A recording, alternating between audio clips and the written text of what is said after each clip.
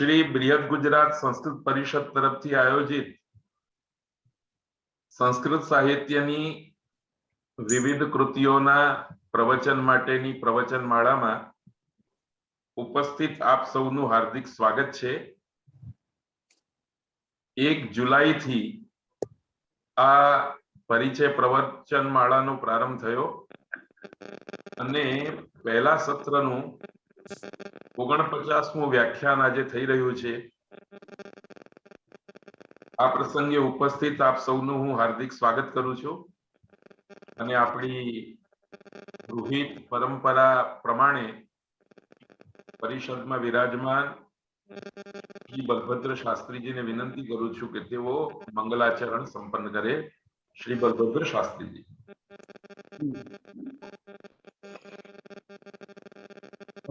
प्रणाम।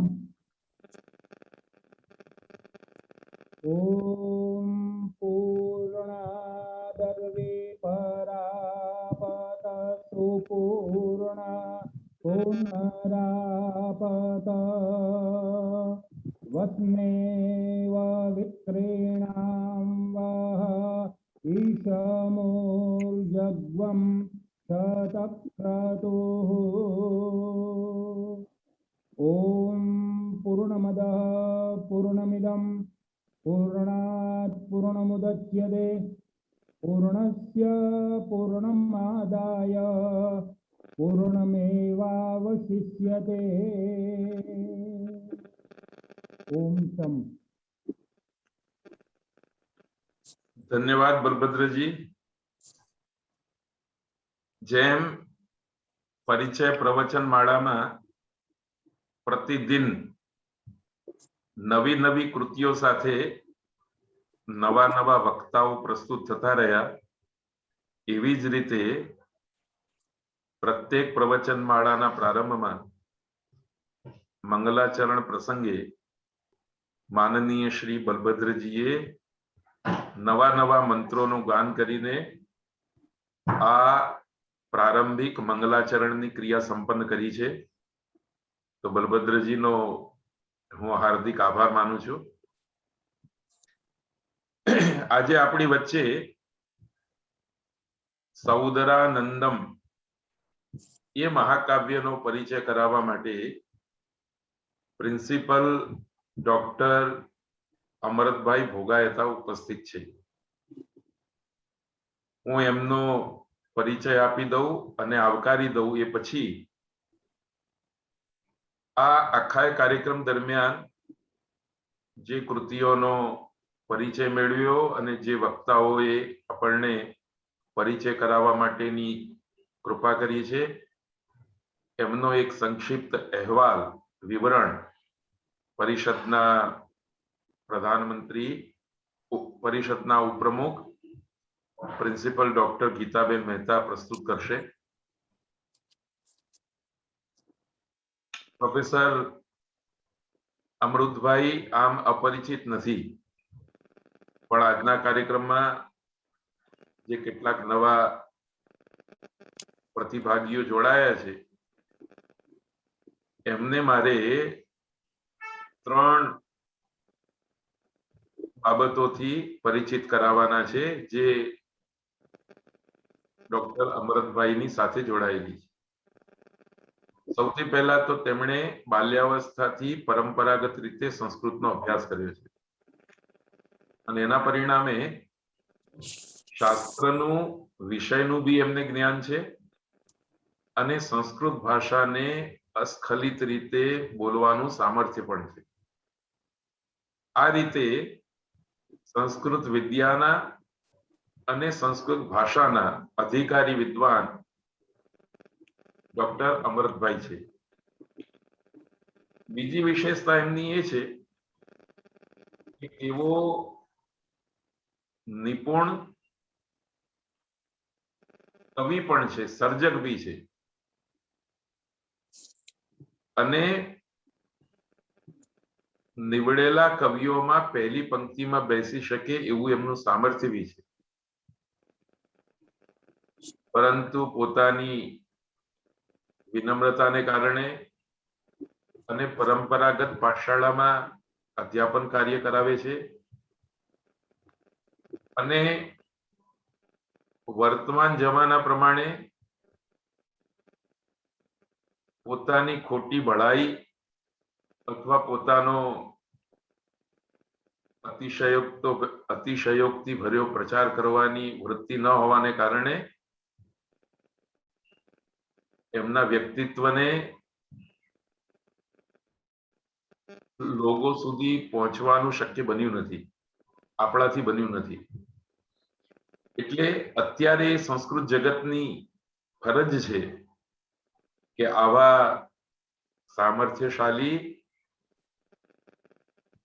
વિદ્વાનને આપણે સાંભળીએ, જાણીએ અને યથાયોગ્ય સ્થાને એમનું સ્મરણ બી કરીએ. અને ત્રીજી વસ્તુ છે કે તેઓ નડિયાદમાં બ્રહ્મર્ષિ સંસ્કૃત મહાવિદ્યાલયમાં આચાર્ય તરીકે સેવાઓ આપે છે, પણ પરંપરાગત રીતે કેવલ આચાર્ય નથી, એ સંસ્થાના પાલક વડીલ છે. જૂના જમાનામાં જેમ ગુરુકુલ હતા એવી જ રીતની આ સંસ્થા છે અને ગુરુકુલોની પરંપરામાં ગુરુકુલમાં પ્રવિષ્ટ દરેક વિદ્યાર્થીની આવાસ, નિવાસ,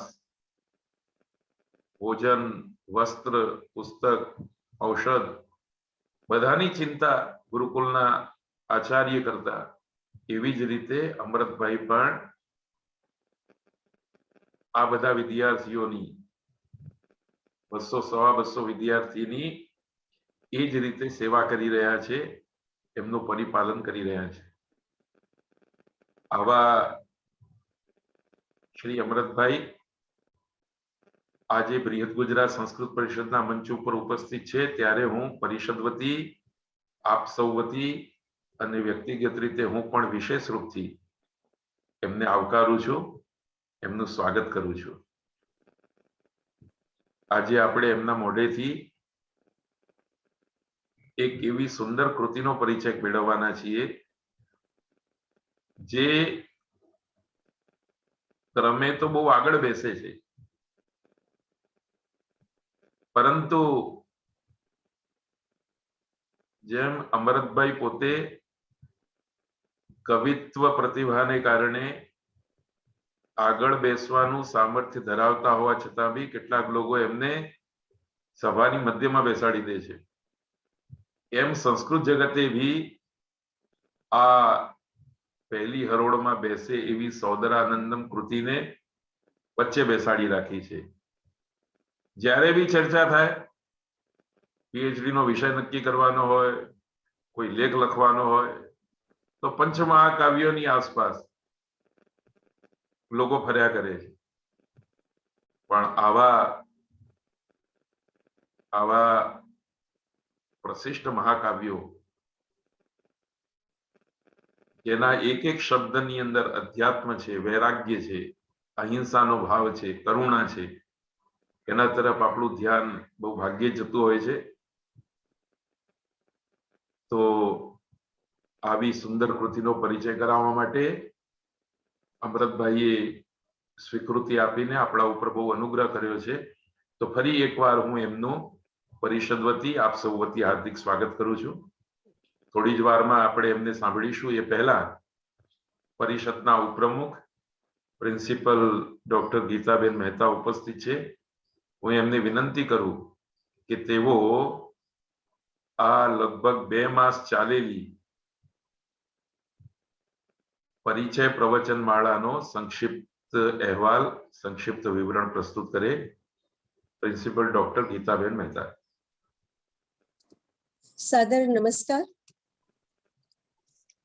श्री बृहद गुजरात संस्कृत परिषद अहमदाबाद द्वारा जन सामान्य को संस्कृत साहित्य से परिचित करवाने के लिए हमारे आदरणीय श्री कमलेश भाई चौकसी जी के सहयोग से ये जो कार्यक्रम शुरू हो गया दिनांक 1 जुलाई से, और ये परिचय प्रवचन माला का शुभारंभ हुआ।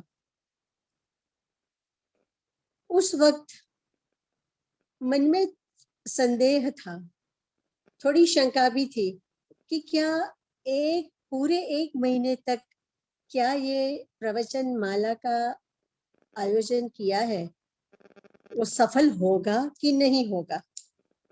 लेकिन आज सहर्ष आनंद व्यक्त कर रही हूँ, गौरवान्वित हो रही हूँ कि कमलेश भाई के सहयोग से ही ये सब संपन्न होने जा रहा है। आज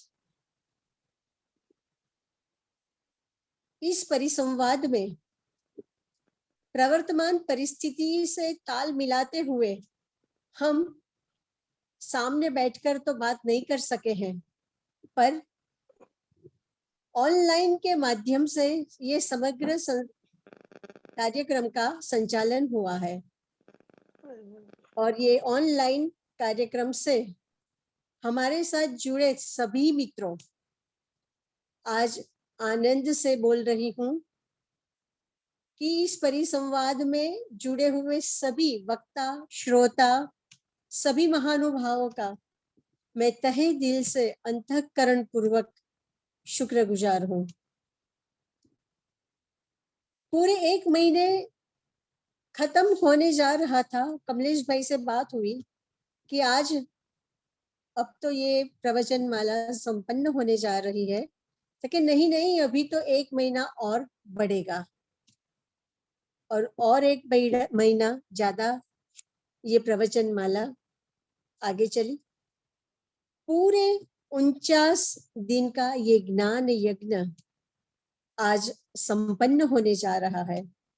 मेरे ख्याल से गुजरात में शायद पहली बार ऐसे सातत्यपूर्ण पूरे 49 दिन तक ये सातत्यपूर्ण संस्कृत भाषा और साहित्य के विविध पारंगत विद्वान और विदुषी के सहयोग से ये अपरिचय प्रवचन माला का आयोजन हुआ है। प्रारंभ में हमको डॉक्टर निर्जा गुप्ता का आशीर्वचन भी मिल गया और ईश्वर का आशीर्वाद तो साथ है ही और ये कार्य की शुरुआत हुई।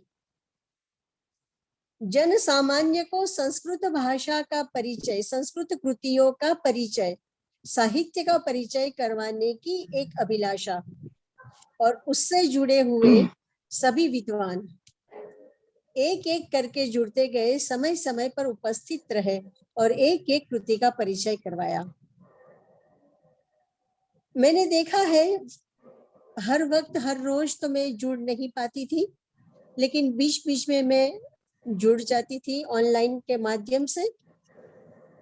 लेकिन कमलेश जी ने जिस तरीके से समग्र गुजरात के अंतरियाल प्रदेशों, शहर, गांव के सभी कॉलेजेस के विद्वानों को बुलाकर ये जो कार्य किया है और साथ में कितनी कृतियां संस्कृत भाषा की, टूक में बताना है लेकिन संक्षिप्त ज्यादा नहीं कर पा रही हूँ, क्योंकि जो मैं नाम न बोलूं तो वो मुझे अच्छा नहीं लगता कि जिसने परिषद के लिए इतना कार्य किया है उसका नाम के ऋण का भी मैं न उल्लेख करूं, वो बराबर नहीं है। तो भाई श्री कमलेश भाई चौकसी जो संस्कृत के विद्वान, हमारे सबके आदरणीय भाषा साहित्य भवन के अध्यक्ष, फिर वर्तंतु संस्कृत महाविद्यालय राजेंद्र पंड्या जी, स्वामीनारायण आर्ट्स कॉलेज हरिनिवास तिवारी जी, विष्णु प्रसाद त्रिवेदी, वो है MV and MP Ramani arts college, Anand Kumar वो थराद के, जगत तरैया सुरेंद्र नगर से, मीताबेन व्यास भावनगर से, मंजुला विरेडिया नरोड़ा कॉलेज से, धर्मेंद्र पटेल कड़ी से, खुशबू मोदी अहमदाबाद से, कमलेश भाई रबारी सहरा पंचमहाल से, जसुबेन परमार उच्छल तापी से, नरेंद्र रावल अहमदाबाद, गोविंद भाई चौधरी नरोड़ा कॉलेज, नीरव पंचाल बावड़ा से, रविंद्र खांडवाला अहमदाबाद से, मोहिनीबेन भाविक वो भाषा भवन के, दीनानाथ शर्मा जी भाषा भवन के, नवगण सिंह वाघेला जी हिम्मतनगर से, जय ओझा गांधीनगर चिल्ड्रन विश्वविद्यालय से, रवि झानी गुजरात यूनिवर्सिटी शोध छात्र, मेहुल भाई कच्छ से, हेतलबेन पंड्या अहमदाबाद, अतुल भाई अहमदाबाद भाषा भवन से, शैलेश भाई जोशी सतलासणा से, अमीषाबेन दवे भागवत विद्यापीठ, अल्पेश वाणंद लवाणा बनासकांठा से, परेश भाई पारेख वो मुनपुर से, CR गार्डी कॉलेज, मुकेश भाई डांग से, किन्नरीबेन MN कॉलेज से, आनंद से हसमुख भाई सोलंकी, मनहर भाई मकवाना पालनपुर से, हार्दिक भाई गोहिल राजकोट, शैलेश भाई ओझा कड़ी, प्रीतिबेन पुजारा विरमगाम से, प्रवीण भाई सोलंकी किशोर सोल कुबेरनगर से, मनु भाई परमार उमा आर्ट्स कॉलेज से, उर्वशीबेन पटेल सीयूष आर्ट कॉलेज से, Bhav Prakash Gandhi government arts college Gandhinagar से, कमलेश भाई फिर उषाबेन कोलवड़ा गांधीनगर से, हार्दिक जोशी राजकोट से, बाबरा से, आलोक वाघेला देवभूमि द्वारका के पास भानवड़ से, मुकेश भाई वेद पाठी अमृतम वेद पाठशाला से, रक्षाबेन त्रिवेदी LD आर्ट्स कॉलेज से, मौलिक भाई अहमदाबाद, खुशबू दवे अहमदाबाद, और आज का जो संपन्न जा रहा है उसका लास्ट जो हमारा जो ये परिचय करवाने जा रहे हैं भाई श्री अमृत भाई, सभी को मैं तहे दिल से शुक्रगुजार कर रही हूँ। खास ये नाम और जो संस्कृत साहित्य से परिचय करवाया उनका भी मैं नाम बोलूं तो पहले से ही कमलेश भाई ने संस्कृत साहित्य का परिचय, फिर निरुक्त, फिर सुबंधु कृत वासव दत्ता, रघुवंशम, स्वप्न वासव दत्तम, नीति शतकम, विक्रमोर्वशीयम, गंगालहरी, काव्य प्रकाश, भगवदच्चुकियम, उत्तर रामचरितम, नैषधीय चरितम, मत्तविलास, गणरत्नावली, रामायण, शिशुपाल वध, सांख्यकारिका, सत्यशोधनम, ध्वन्यालोक, किरातार्जुनीयम, संस्कार चंद्रिका, नल चंपू, विष्णु पुराण, कुमार संभव, पतंजलि योग सूत्र, दश कुमार चरित, कर्णभार, हितोपदेश, रत्नावली, मुद्रा राक्षस, चंद्र चरक संहिता, सतपथ ब्राह्मण, लघु सिद्धांत कौमुदी, चारुदत्तम, अनर्घ राघवम, वैराग्य शतकम, मृच्छकटिकम, योग वासिष्ठ, मनुस्मृति, भागवत पुराण, वैदकीय सुभाषितानि, अभिज्ञान शाकुंतलम, पाणिनीय शिक्षा, यजुर्वेद, माध्यन्दिनी संहिता, वामन कृत काव्यालंकार सूत्रवृत्ति, सूर्य सिद्धांत, वैणी संहार, और आज जो परिचय करवाने जा रहे हैं वो है सौंदर्यानंदम। ये सभी कृतियां संस्कृत भाषा और संस्कृत की कृतियां, साहित्य कृतियां, इनका जन सामान्य के ध्यान में रखकर ये परिचय करवाने का उद्देश्य आज संपन्न होने जा रहा है। और परिषद ये कार्य करने के लिए सहभागी हुए कमलेश भाई की अंतःदिल से शुक्रगुजार कर रही है। कमलेश भाई के सहयोग के बिना ये कार्य संपन्न नहीं होता। और साथ में हर रोज बलभद्र भाई ने मंगलाचरण करके, नित नए मंगलाचरण करवाकर प्रसंगोचित सुंदर वातावरण बनाया है। और साथ में भाई श्री विक्रम भाई ने साथ दिया है और हमारे परिषद के सेवक भाई भी साथ में है, वो सभी को मैं धन्यवाद दे रही हूँ। भाई श्री महेश जो हमारे यहाँ मंत्री है, उनका भी मैं अभिनंदन कर रही हूँ।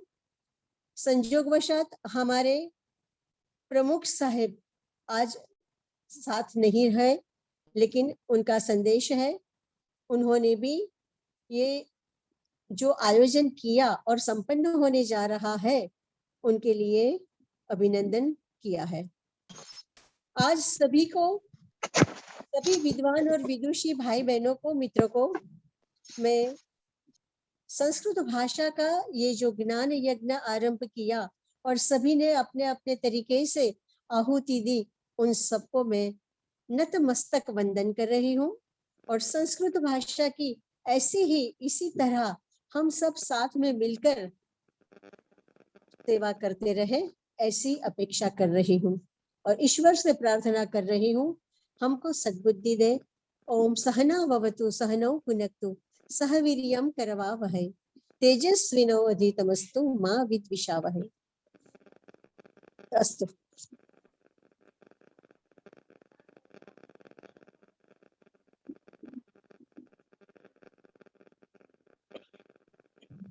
ધન્યવાદ ગીતાબેન, આપનો બી આભાર છે.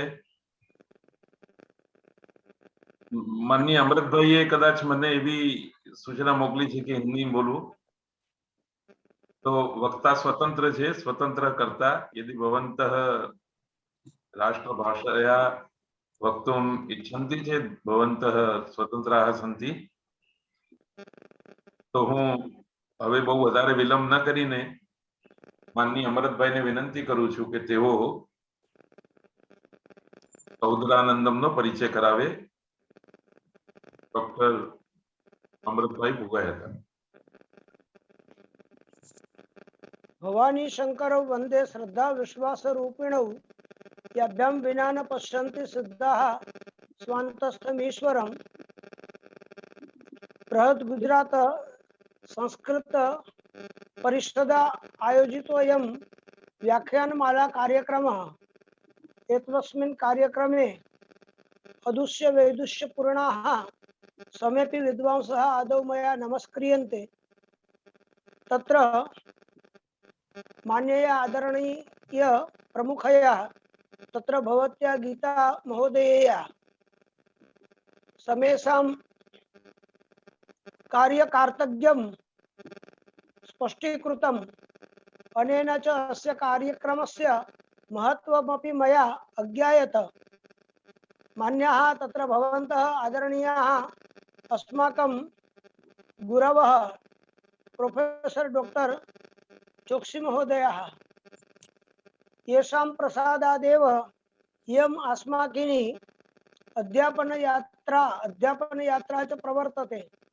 पदे पदे एतेषां गुरूणाम् उपकृतिः वर्तते. एवञ्च अनुगन्तुं शतं वर्त्म यदल्पमपि तद्बहु इति नियमम् आश्रित्य वयम् एतेषाम् आचाराणाम् एतेषाम् अध्यापन सूत्राणाम् एव अनुगमनं कुर्वन्तः गौरवम् अनुभवामः. अत्र च आदरणीयाः चिरपरिचिताः अस्मत् ज्येष्ठकल्पाः विक्रम भाई महोदयाः, पुनश्च मान्याः लिपिकला कुशलाः बलभद्र भाई महोदयाः, एवञ्च नैके शुश्रूषवः एवञ्च कृतभूरि परिश्रमाः शास्त्रनिष्ठाः विद्वांसोऽपि अत्र विलोक्यन्ते. ते समेपि विद्वांसः मया शिरसा नमस्क्रियन्ते. वचोभिश्च तेषाम् आदरं वहामि. आदरणीय सर ने आज मुझे एक अवसर दिया है और जब इतनी बड़ी एक प्रवचन परंपरा है जहाँ पर कई दिग्गज वक्ता अपने व्याख्यान दे चुके हों, वहाँ व्याख्यान देना कठिन तो है ही, लेकिन मनोवज्र समुत्कीर्णे सूत्रस्य वास्ति में गति है. जैसे कोई एक पथरीला पहाड़ हो, उसमें सुरंग हो जाए तो बाद में उस पहाड़ में प्रवेश करना बहुत कठिन नहीं होता. इन महानुभावों ने इतना सरल और सहज रास्ता बना दिया है, तो मुझे लगता है कि मुझे उसमें 2-3 कदम चलने में ज्यादा परेशानी नहीं होगी. और मैडम ने अभी कहा कि यह एक ज्ञान यज्ञ है, एक स्वाध्याय यज्ञ है जिसमें कई विद्वानों ने आहुतियां दी है. मैं मानता हूँ इसमें तो वसुधारा समन्वित, जैसे घी का कोई डिब्बा डाल के पूरी यज्ञ में एक घी की धारा करते हैं, उस प्रकार कई दिनों से यहाँ ज्ञान धारा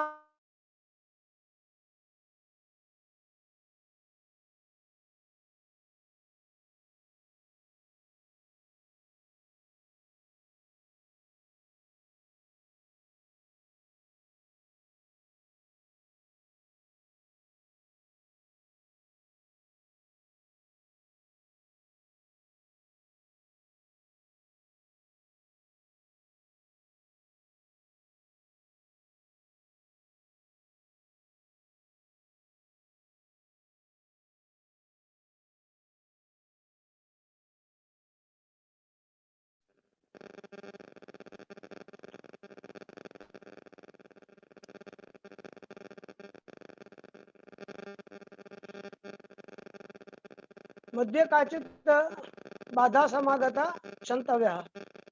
तर्हि स्वाध्याय प्रवचनाभ्याम न प्रमदितव्यम, ऐसा जो सूत्र है कि स्वाध्याय और प्रवचन में कभी प्रमाद नहीं करना चाहिए। विशेषतः अयम श्रावण मास प्रवर्तते, और श्रावण मास में श्रवण का ज्यादा महत्व है। और यूं भी हमारे पूर्वजों ने कहा है कि बहुश्रुत विद्वान होते हैं, जो लोग ज्यादा सुनते हैं वे बड़े अच्छे विद्वान हो जाते हैं। अतः विद्वानों को बार बार सुनना चाहिए और प्रबुद्ध होना चाहिए, और ऐसे व्याख्यानों में ये अवसर मिलते हैं। अतः श्रवणम कीर्तनम विष्णु हो, यह जो नवधा भक्ति है उसमें आद्य भक्ति जो है उसका नाम श्रवण ही है। और श्रवण में भी अगर श्रावण मास हो तो श्रवण का महत्व और भी बढ़ जाता है। और आज मुझे सद्भाग्य से अश्वघोष को प्रस्तुत करने का एक अवसर मिला है। हम जानते हैं कि अश्वघोष बड़े ही उत्तम कवि है। सर ने बहुत ही ठीक कहा, कभी कभार जैसे द्वादश सूर्य है, हमने तो ऐसा सुना है कि जिस सूर्य को अभी हम देख रहे हैं उस सूर्य से भी कई हजारों गुने प्रकाशित 11 सूर्य है, लेकिन सारे के सारे सूर्यों को आसमान का मंच नहीं मिलता, जिसके कारण वे 11 सूर्य कहाँ है हमें पता नहीं। हम तो इसी एक सूर्य को ही अर्घ्य देते हैं।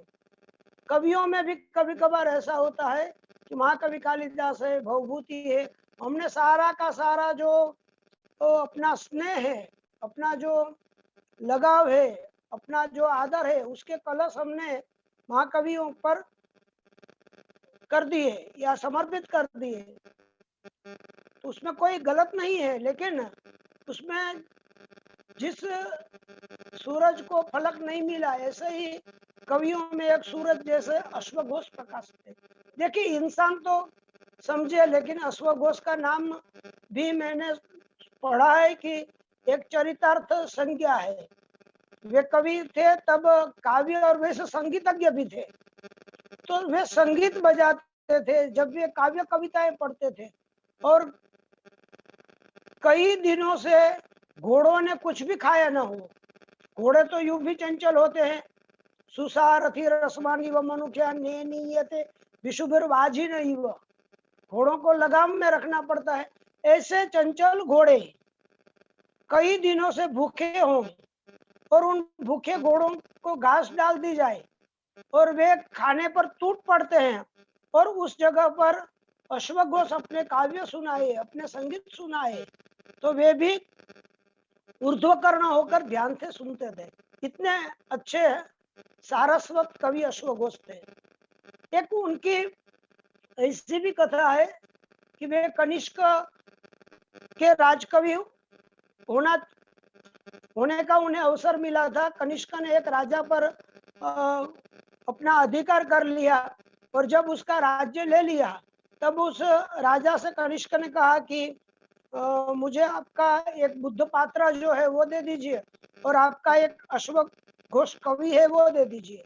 तब उस राजा ने कहा कि नहीं, मैं भगवान बुद्ध का पात्र तो दे सकता हूँ, लेकिन इस सारस्वत पात्र अश्वघोष को नहीं दे सकता। तो वहीं से हम जान सकते हैं कि अश्वघोष का कितना महत्व रहा होगा।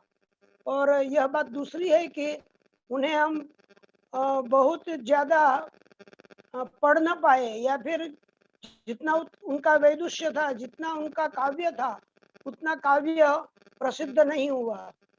कुछ सांप्रदायिक वजह भी रही होगी शायद, क्योंकि उन्होंने बौद्ध धर्म को ध्यान में रखकर काव्य लिखे, और हो सकता है कि वे सन्यासी थे, अतः उनको ये यशोलिप्सा नहीं रही होगी, इसलिए उन्होंने कोई खास आयास न किया हो।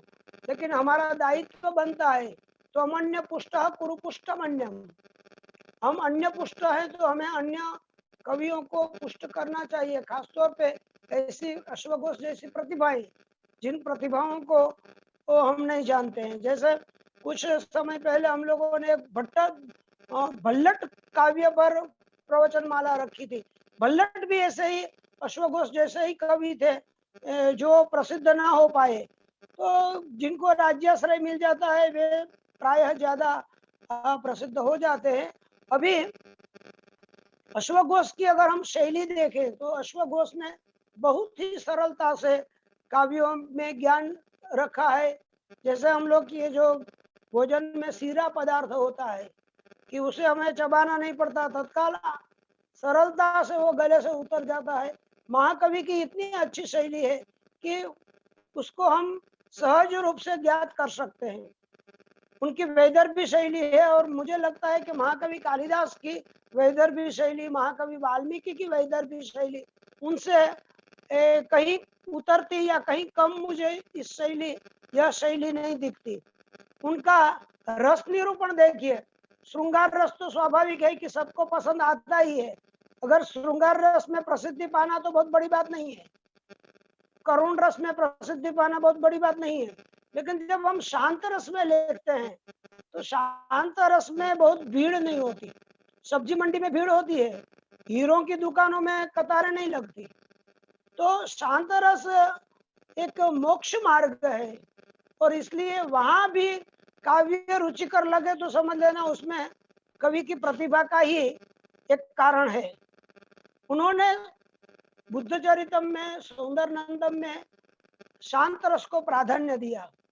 और अलंकार तो जैसे कोई बड़ा सा एक वट वृक्ष हो और उसमें पंछियों के कई घोंसले हो और जब उन घोंसलों में रहे अंडों को जब पर लग जाते हैं और वे पर लगते ही आसमान में उड़ने लगते हैं, बस उसी प्रकार सहज रूप से एक एक काव्य, एक एक अलंकार को लेके आसमान की सैर करता हो ऐसा हमें दिखता है।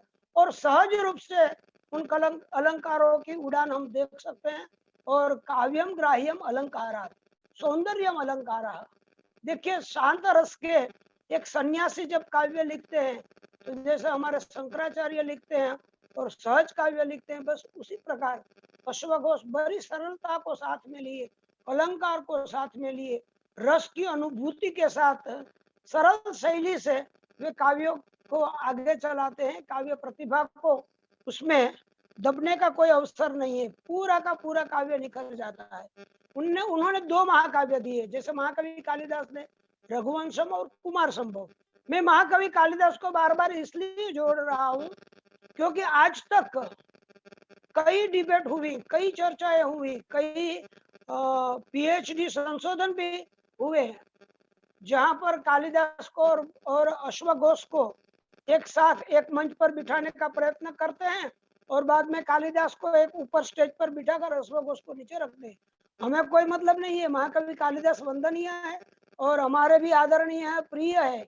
उनको हम गौरी शिखर पर बिठाए, यह बात गौरवान्वित है और गौरवपूर्ण है।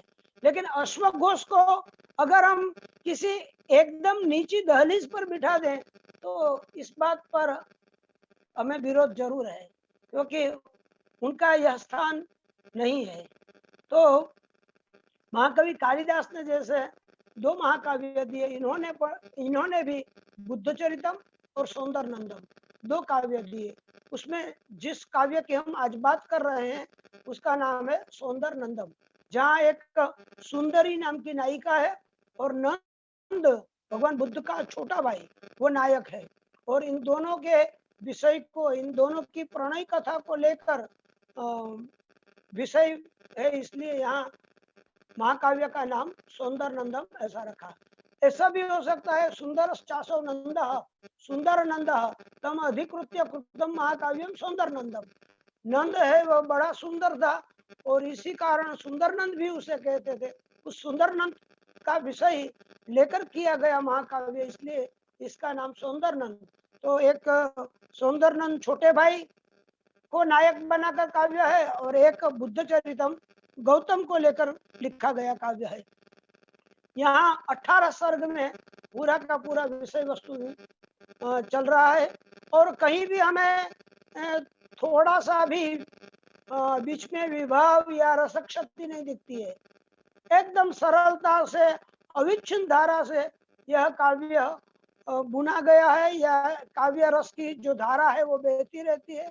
कहीं भी उसमें हमें रसक क्षति की अनुभूति नहीं होती है।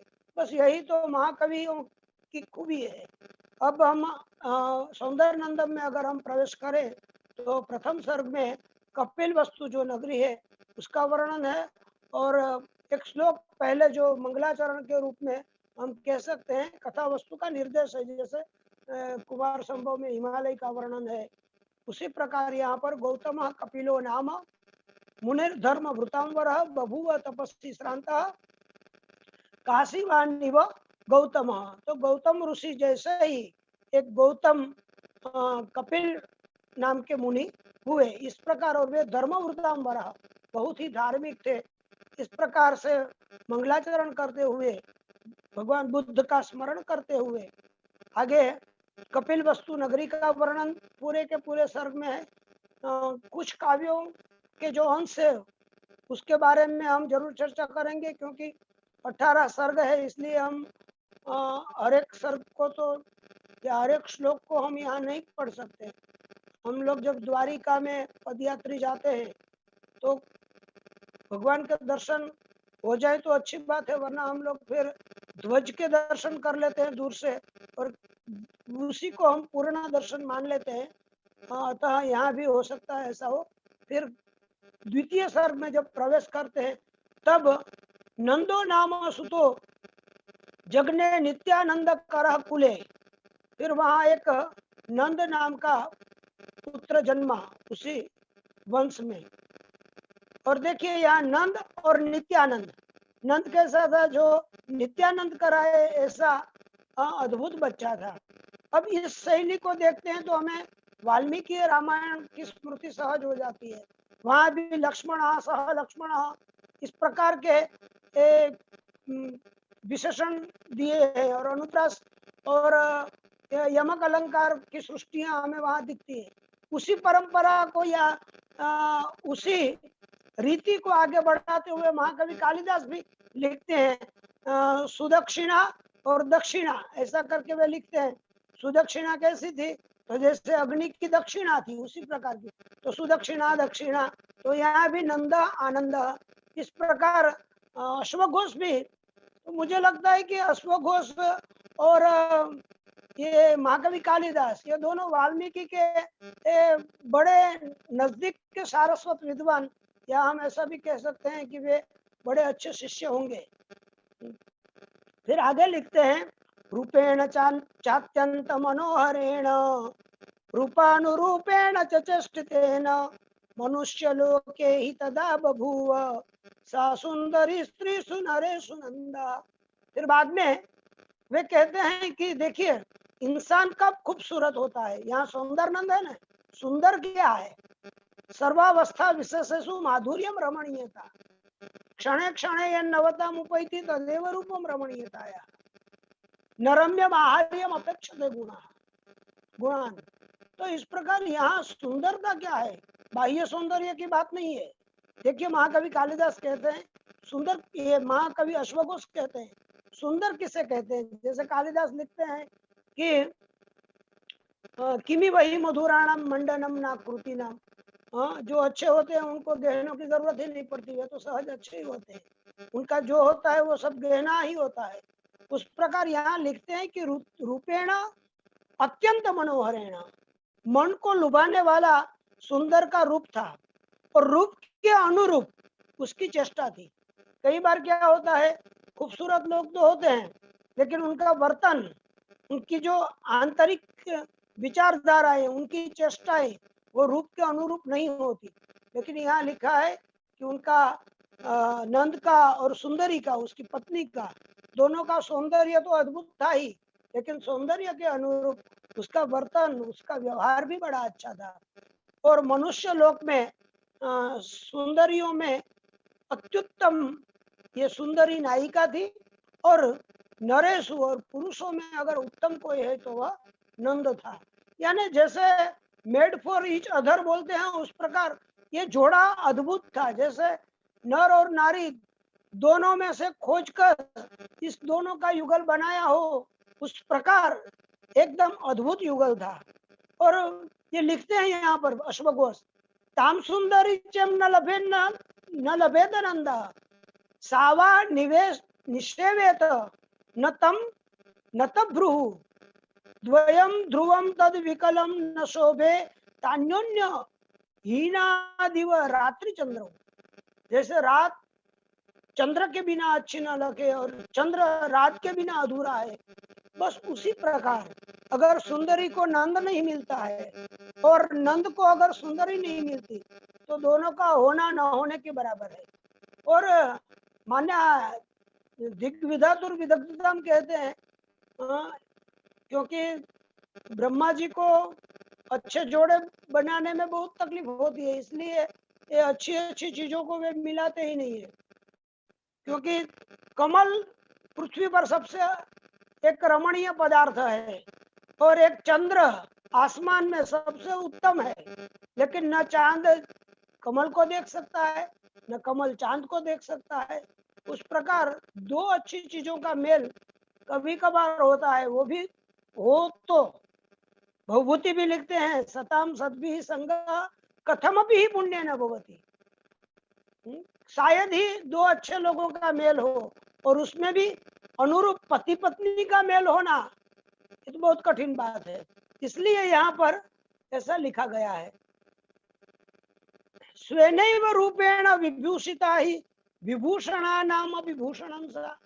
जैसे कालिदास कुमार संभव में लिखते हैं, साधारणो भूषण भूष्य भाव, गहनों के कारण माता पार्वती सौंदर्य वाली दिखती थी और गहने हैं वे पार्वती की वजह से सुंदर दिखते थे।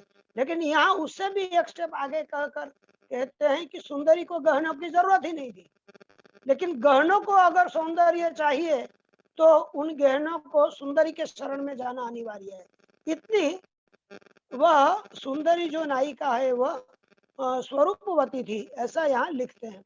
और दोनों जैसे क्रंच मिथुन कहते हैं उसी प्रकार के, या चकवा चकवी जैसे दोनों पति पत्नी एक दूसरे में बड़े आसक्त थे, बड़े प्रीति संपन्न थे और एक दूसरे का एक क्षण भी वियोग उन दोनों से सहन नहीं होता था और दोनों प्रेमालाप करते थे। दोनों एक दूसरे के संसार में अतिशय डूबे हुए हैं, जैसे उन्हें पूरे संसार की कोई गतिविधियों का ही पता नहीं है। कहने को नंद राजकुमार है लेकिन उसे सुंदरी के अलावा कहीं ध्यान नहीं है।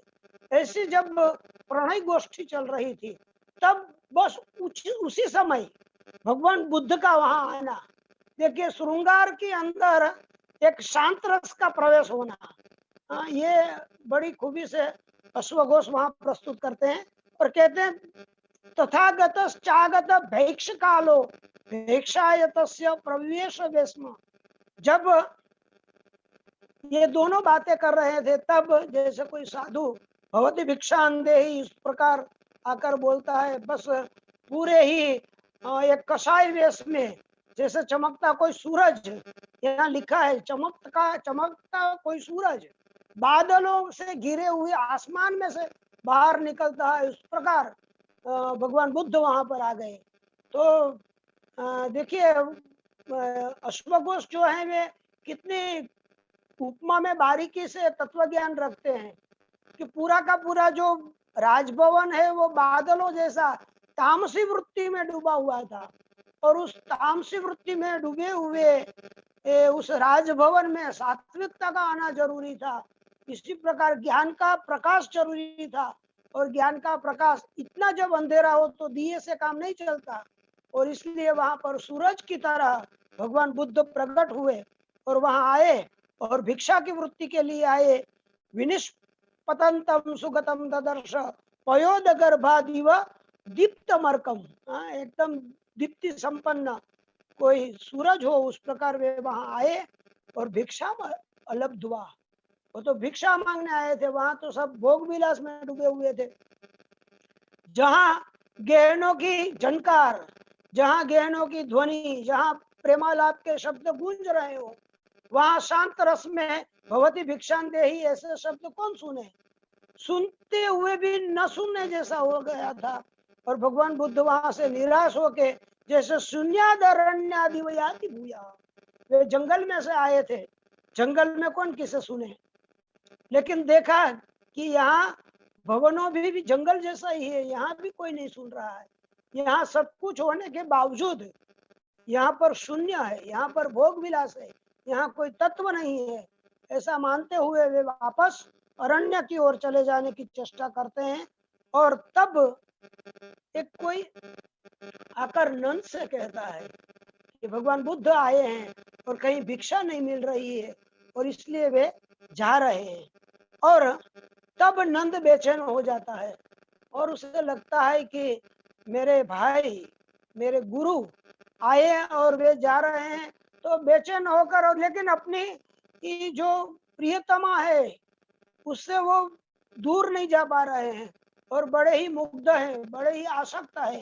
तो नंद बड़ी चिंता में है, लेकिन तब सुंदरी कहती है, वो अपने पति की भावनाओं को परख लेती है। वो भी निहायत ही अच्छी और आदरणीय लड़की थी, आदरणीय वधू थी, और इसलिए उसने उसे कहा कि नहीं, तुम अपने गुरु को मिलकर ही आओ, और एक शर्त रखती है। यह बहुत ही अच्छा पद्य है। अगर यहाँ कोई विद्यार्थी हैं तो मैं उनको एक जरूर कहूँगा कि कवि सौंदर्य नंदन पढ़े, और यह श्लोक तो अचूक पढ़े वे, बड़ा अच्छा श्लोक है। नाहम याशोर गुरु दर्शनार्थम अर्हामि कर्तुम तव धर्म पीड़ाम गच्छार्य पुत्रैः च शीघ्रमेव विशेषको यावदयं न शुष्का। आदरणीय चौकसी सर यहाँ पर बैठे हैं, उन्हें पता है कि इस बात को और इस काव्य को बड़ी चर्चा के बाद हम लोगों ने पाठ्यक्रम में भी रखा, क्योंकि सबको अश्वक घोष के काव्यों का आस्वाद मिले, और उसमें गुरुजी का बड़ा ही योगदान है। उन्होंने इस काव्य को पाठ्यक्रम में रखने के लिए बहुत आयास किया और एक अच्छे काव्य को अच्छी जगह मिल गई। तो यहाँ पर लिखा है कि गुरु के दर्शन के लिए अगर हे नंद तुम जाना चाहते हो तो मैं तुम्हें रोकूंगी नहीं, क्योंकि मुझे पता है कि तू धार्मिक है, और जब तक तू नहीं जाएगा तुम्हें धर्म पीड़ित करता रहेगा, तू पीड़ित रहेगा कि मैं न जा पाया, न तो मेरे पास होते हुए भी तू मेरे पास नहीं रहेगा। तो हे आर्यपुत्र तुम जाओ, लेकिन विशेष कहा, एक मेहंदी जैसा कोई अलग तक रस रखा हाथ में लगाया होगा, तो बोल रही है कि जब तक मेरे हाथों की मेहंदी सूख न जाए। इससे यह भी ज्ञात होता है कि शायद ये नवपरिणीत हो, तो मेरे हाथों की मेहंदी जब तक सूख नहीं जाती तब तक तू वापस आ जाना, वरना फिर मैं तुम्हें शिक्षा दूंगी। तुम्हें इतना समय दे रही हूँ कि तू जा। अब देखिए उसे कितना समय दिया कि मेहंदी सूख न जाए। अब एक और मेहंदी का डर सता रहा है कि कहीं सूख गई तो मुझे ये उपालम देगी, ये प्रताड़ना देगी। और एक और गुरु भक्ति है, तो वह यहाँ भी बहुत अच्छा लिखते हैं, पिबन निवे के न जले न जलम करे न। जैसे कोई बड़ा प्यासा आदमी हो, खूब प्यास लगी और ऐसे अंजलि से पानी पीना चाहता हो, लेकिन उसे दो हाथ साथ में अंजलि करके पी न सके, और एक हाथ से अगर कोई ऐसे पानी पिए तो आधा पानी नीचे गिर जाए और संतुष्टि नहीं होती, उस प्रकार उसकी जो प्यास है उसमें अंजलि नहीं हो रही है, क्योंकि एक और आधा 50% धर्म है और आधा गृहस्थ आश्रम है, और संन्यास आश्रम और गृहस्थ आश्रम दोनों कभी अंजलिबद्ध हो ही नहीं सकते। इसीलिए उसकी प्यास जो है वह पूरी नहीं हो रही है, और वह जैसे एक द्वैधी भाव को अनुभव कर रहा हो, उस प्रकार का उसे अनुभव हो रहा है। और यहाँ एक बड़ा अच्छा श्लोक है, यहाँ भी मैं कालिदास कवि को बहुत याद करूंगा। तम गौरवम बुद्ध गतम चकर्ष भार्यानुराग पुनराचकर्ष सो निश्चय नाभि ययौ न तस्थौ तुरंस तरंगे स्विव राजहंस। जैसे माता पार्वती के सामने शिव जी प्रकट होते हैं तो वह न आगे जा सकती है नहीं पीछे जा सकती है। वहाँ महाकवि कालिदास लिखते हैं न ययौ न तस्थौ, न जा सकती है न रुक सकती थी। किस प्रकार, तो वहाँ उदाहरण देते हैं, जैसे कोई एक नदी का बहाव आ रहा हो, पर्वत से एक नदी गिरती है और सामने एक दूसरा अड़ीक पहाड़ आ जाए तो वो नदी वापस भी शिखर पर नहीं जा सकती और आगे भी नहीं बढ़ सकती। बिल्कुल ऐसी स्थिति माता पार्वती की हो गई। यहाँ नंद की स्थिति ऐसी बता रहे हैं, लेकिन यहाँ उदाहरण कैसा दिया उन्होंने, उपमा कैसी दी कि जैसे कोई एक हंस है, वो हंस आगे जाना चाहता है, पेडल लगा रहा है बार बार, लेकिन तरंग जो होती है वो आगे जाता है, फिर तरंग उसे पीछे हटा देती है, फिर आगे जाता है, फिर एक तरंग उसे पीछे हटा देती है। तो हंस जाना चाहता है और तरंगे उसे जाने नहीं देती, वापस धकेल देती है। बस उस प्रकार वो आगे चलने जाता है और जो सुंदरी के भाव है वो उसे पीछे जैसे कोई मैग्नेट की तरह उसे खींच रहे हो, ऐसा लग रहा था। अब मित्रों यहाँ थोड़ा हमें देखना है कि सब लोग कहते हैं दोनों की उपमा हो सकता है कि अश्वघोष ने महाकवि कालिदास से चुरा ली हो, चुराने का कोई प्रश्न ही नहीं उठता। देखिए वहां पति पत्नी का भाव है और श्रृंगार का वर्णन महाकवि कालिदास करते हैं, और इसलिए कहते हैं कि पहाड़ होने के बावजूद भी नदी जब ऊपर से गिरती है तो लाख रोकने के बावजूद भी नदी समुद्र में मिल ही जाती है। अतः माता पार्वती शिव जी से मिलेगी, नायक और नायिका मिलेंगे, यह भाव है। जब यहाँ हंस का उदाहरण दिया है तो हंस होते हैं वे विवेकी होते हैं, निरक्षर विवेकी होते हैं। उसे पता है कि श्रृंगार और शांत में किसका महत्व ज्यादा है, और हंस जो है वो तो पानी को फेंक देता है, दूध को ही लेता है। संसार जो है वो पानी है और वैराग्य है वो दूध है, और इसलिए हंस को चाहे तरंगे कितनी भी रोके, ये सुंदरी कितना भी रोके, लेकिन यह जो हंस है वह मानसरोवर को ही जाएगा। यह हंस जो है वो भगवान बुद्ध के शरण में ही जाएगा। तो यहाँ पर एक सात्विक उपमा दी है, इसलिए दोनों का विषय भी अलग है, दोनों का रस भी अलग है, और बड़ी बारीकी से यहाँ लिखा है। देखिए तुरंस तरंगे स्विव राजहंस, तो यहाँ जैसे तुरंस और तरंगेशु, तो यहाँ बड़ा अच्छा अनुप्रास भी रखा है। तो महाकवि अश्वघोष जो है वो पदों को जब रखते हैं तो बड़ा ध्यान देते हुए रखते हैं। एक भी पद यहाँ निरर्थक भी नहीं है और एकदम सटीक पे रखते हैं, पूरी जागरूकता के साथ में यहाँ पर काव्य लिखते हैं। इनका यह जो काव्य की जो कला है वो हमें दिखती है। चित्रम वाचम पट्टी विव, जैसे कोई बुनकर जो अपने वस्त्र को एक एक धागों से बड़ी बारीकी से बुनता है, उस प्रकार महाकवि जो है वे काव्य कला को बुनते हैं और एक एक पद को सटीक रखते हुए आगे चलते हैं। तो फिर आगे वहां और भी लिखा है कि जगाम दुखे न निवर्त्यमान प्लव प्रतिस्रोत इवाप गाया। फिर जैसे कोई नौका जो है वह पानी में जाना चाहती हो और आगे एक विरुद्ध प्रवाह आता हो और नौका जा ना सकती हो, उस प्रकार एक भीड़ थी वहां पर भगवान बुद्ध को मिलने के लिए। और हम जानते हैं जब कोई सेलिब्रिटी आते हैं तो उनसे हम मिल नहीं पाते हैं, क्योंकि लोग अहम अहमी के सब लोग उनको रास्ते में रोक लेते हैं। लेकिन भगवान बुद्ध का यह एक निश्चय था कि वो नंद से मिले और नंद को सही राह दिखाए। इसलिए भगवान ने क्या किया, भीड़ से एक दूसरे रास्ते पर चले गए, क्योंकि उसे पता था कि अगर मैं अलग हो जाऊंगा और अलग रास्ता चुनूंगा तो नंद वहां आएगा, और जो अलग रास्तों को चुनते हैं वही वैराग्य को प्राप्त कर सकते हैं, भीड़ में जाने वाले वैरागी नहीं हो सकते। इसलिए यहाँ नंद की जो कसौटी है वो भी हो रही है। भगवान बुद्ध कहते हैं नंदम च गेहाभिमुखम जिघृक्षन मार्गम ततोन्यम सुगतः प्रपेदे। एक दूसरा रास्ता चुन लिया, अनुग्रहार्थम सुगतस्तु तस्मै पात्रम ददौ पुष्कर पत्र नेत्र। और कुछ बात किए बिना जब नंद पीछे आ रहा था तो उसे अपना भिक्षा पात्र थमा दिया, क्योंकि यहाँ देखिए कितना अच्छा लिखा है, पात्रम पुष्कर पात्र नेत्र। एक कमल जैसी नेत्र वाला एक पात्र व्यक्ति जो है उसको ही पात्र दिया, क्योंकि हमारे यहाँ महाकवि कालिदास और अन्य कवि भी लिखते हैं कि विद्या देते हैं, कुछ अच्छी उत्तम चीज देते हैं तो उसे हमें एक उत्तम पात्र में रखना चाहिए, वरना पात्रे निहिता विद्यैव प्रसिद्धति। तो यहाँ पर यह भी एक हमें देखना है कि उन्होंने नंद में पात्रता दिखी, इसलिए उन्होंने एक जो भिक्षा पात्र है वो हाथ में थमा दिया। और आगे लिखते हैं वहां पर कि नंद को समझाते हैं कि नंद तू जितना भी प्रयत्न करेगा लेकिन भोग विलासों में कभी शांति नहीं मिलेगी और कभी तृष्णा पूर्ण ना होगी।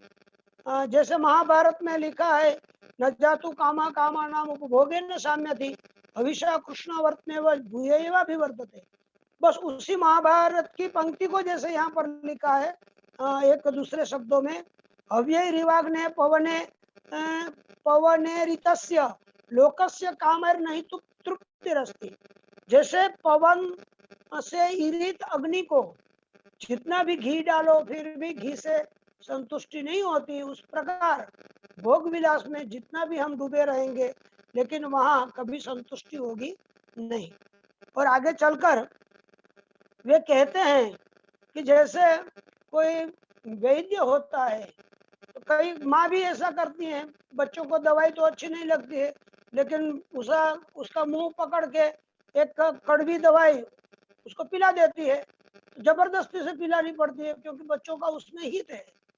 उस प्रकार यहाँ हमें लगता है कि भाई जबरदस्ती से पात्र क्यों थमा दिया, तो वहाँ अश्वघोष लिखते हैं कि औषध तो जबरदस्ती से ही पिलाया जाता है।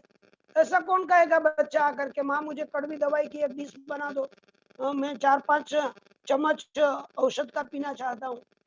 तो इस प्रकार भगवान बुद्ध ने जैसे कोई औषध दे रहे हो वैसे उन्होंने वैराग्य थमा दिया।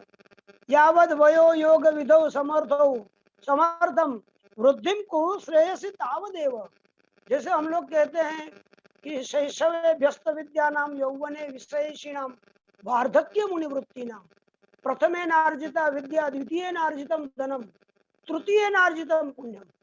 पुण्य के लिए हम लोग यहाँ तृतीय उम्र की प्रतीक्षा करते हैं। अब तृतीय उम्र आई नहीं आई किसको पता। और दूसरी बात यह भी है, दर्पण जब डराने लगे, जमानी जब दामन छुड़ाने लगे, हम इतने होरर जैसे हो जाए कि दर्पण में अपने आप को देखने से ही हमें डर महसूस होने लगे, तो ऐसा शरीर भगवान को हम कैसे दे सकते हैं। भगवान को तो उत्तम देना चाहिए और पूरे के पूरी चारों आयु में यौवन जो है वह उत्तम है, तो हमें भगवान को युवानी समर्पित करनी चाहिए। इसलिए भगवान बुद्ध कहते हैं यावद वयो योग विधौ, जब तुम बूढ़े हो जाओगे तो तुम योग प्राणायाम ये सब कर ना पाओगे। तो युवानी ही एक ऐसी अवस्था है जब हमें सब त्याग करके भगवान के शरण में जाना चाहिए। बुढ़ापे की प्रतीक्षा मत करो। कर्तास्मि सर्वम भगवन वचस्ते तथा यथा ज्ञापयसि त्युवाच। फिर नंद ने कह दिया, जैसे अर्जुन कहते हैं करिष्ये वचनम तव, नंद ने कह दिया कि आप जैसा कहोगे मैं भाई ऐसा ही करूंगा, आपका आदेश मुझे मान्य है। अथो नतम तस्य मुखम सबाष्पम। फिर जब पात्र थमा दिया तब देखिए यहाँ पर एक मुंडन विधि का अच्छा वर्णन है और इतना अच्छा चित्र दिया है महाकवि ने। यहाँ उपमा दी है कि कोई एक कमल है वो झुका हुआ है और जब बारिश गिरती है और बारिश के बूंद जैसे टपक टपक टपक उस कमल से गिरती हो समुद्र नदी में या सरोवर में, उस प्रकार नंद श्रृंगारी था तो उसकी जटाएं भी बड़ी अच्छी थी राजकुमार के जैसी। और नाकामी मंडन प्रिय, जिनको मंडन अच्छे लगते हो वे कभी त्यागी नहीं हो सकते। इसलिए त्याग की शुरुआत में वो केशों का त्याग करना होता है और इसलिए वहाँ मुंडन विधि होती है। तब वह बुद्ध की आज्ञा को तो तिरस्कृत कर नहीं सकता, इसलिए बैठ गया। जब उसका केशांत संस्कार हो रहा था तब वह छोटे बच्चे की तरह रो रहा था कि नहीं मुझे मुंडन नहीं करना, मेरे बालों को मत ले लो। और रोता रोता वह बैठता है और उसका एक मुंडन संस्कार होता है। वह वक्राग्र नालम नलिनम तड़ादे वर्षोदक क्लिन्न मिवा बबासे। जैसे कोई अच्छा कमल एक बरसात की बूंदों से भर गया हो, बस उस प्रकार उसका चेहरा जो था वो पूरा आंसुओं से भर गया, ऐसा यहाँ पर लिखते हैं। और कहते हैं इस प्रकार जब वह तो संन्यास्त हो गया, अभी संन्यास्त हुआ है लेकिन जबरदस्ती से हुआ है, और वहां सुंदरी की हालत उसने देखा, सुंदरी ने कि हाथ में मेहंदी तो सूख गई लेकिन अभी प्रियतम वापस लौट के नहीं आए, तब वह शोक करती है। जैसे रघुवंशम में अज विलाप है, कुमार संभव में रति विलाप है, बस उसी प्रकार यहाँ भी सुंदरी का भी शौक है, नंद का भी शौक है, दोनों का शौक अश्वघोष लिखते हैं। लेकिन देखिए अश्वघोष संन्यास्त है, सन्यासी है, और फिर भी वे इतना श्रृंगार का अच्छा वर्णन करते हैं। हमें ऐसी अनुभूति नहीं होती कि कोई सन्यासी इतना अच्छा लिख सकते हैं। महाकवि कालिदास के लिए लिखना सहज है, लेकिन एक सन्यासी के लिए लिखना ये बहुत कठिन बात है। लेकिन फिर भी सा दुखिता भर्तुर दर्शनेन कामेन कोपेन च दह्यमाना कृत्वा करे नत्र न वक्त्र मुपोपविष्टा चिंता नदीम शोक जलाम ततार। तो कह रही है कि जैसे कह रहे हैं कि वो सुंदरी जो है वह बहुत ही रो रही थी, और उसका चेहरा भी कमल था और हाथ भी कमल, करारविंदे न पदारविंदम कहते हैं ना, उस प्रकार। तो वो उसने एक कमल को दूसरे कमल के सहारे छोड़ दिया, यानी अपने हाथों में ऐसे सर रख के वो रोने लगी, और जैसे पूरी की पूरी चिंता की नदी को ढो रही हो या उसमें तैरने का प्रयत्न कर रही हो, उस प्रकार वह रोने लगी। छाया मयस्याम बसी पंकजस्य बभौ नतम पद्म विवो परिष्ठा। एक कमल पर जैसे दूसरा कमल बैठा हो, ऐसा उसका सौंदर्य था। देखिए रोते हुए कोई खूबसूरत नहीं लगते, लेकिन सुंदरी इतनी सुंदर थी कि वह रोते हुए भी बहुत सुंदर दिखती थी, ऐसा महाकवि का कहने का तात्पर्य है। नमोस्तु तस्मै चल सहृदय, और ताने देती है, मैं उस नंद को नमस्कार करती हूँ जिसे सहृद यानी दोस्ती का कोई मोल ही नहीं है, जो चलित दोस्ती वाला है, जिसकी दोस्ती में कोई दम नहीं है।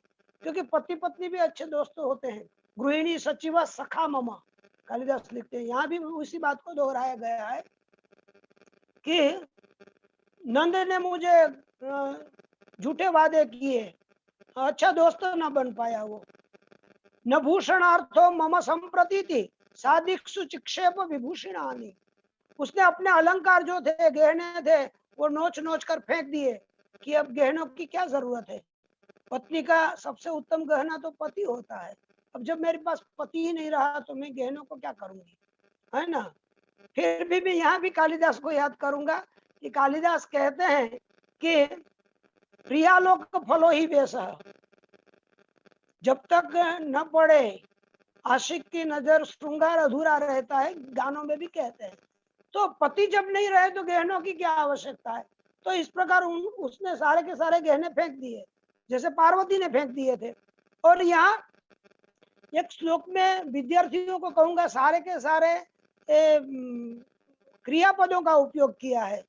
जैसे बाण भट्ट करते हैं महाश्वेता के विरह में, रुरोद ममलौ विरुराव जगलौ बभ्राम तस्थौ विललाप दद्यौ चकार रोषम विचकारम माल्यम चकर्त वक्त्रम विचकर्ष वस्त्रम।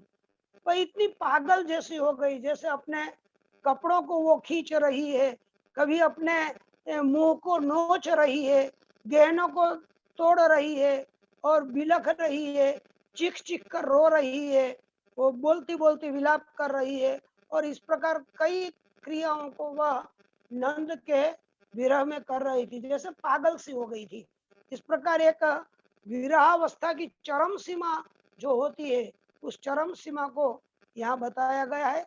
और बाद में आगे लिखते हैं नंद का विलाप।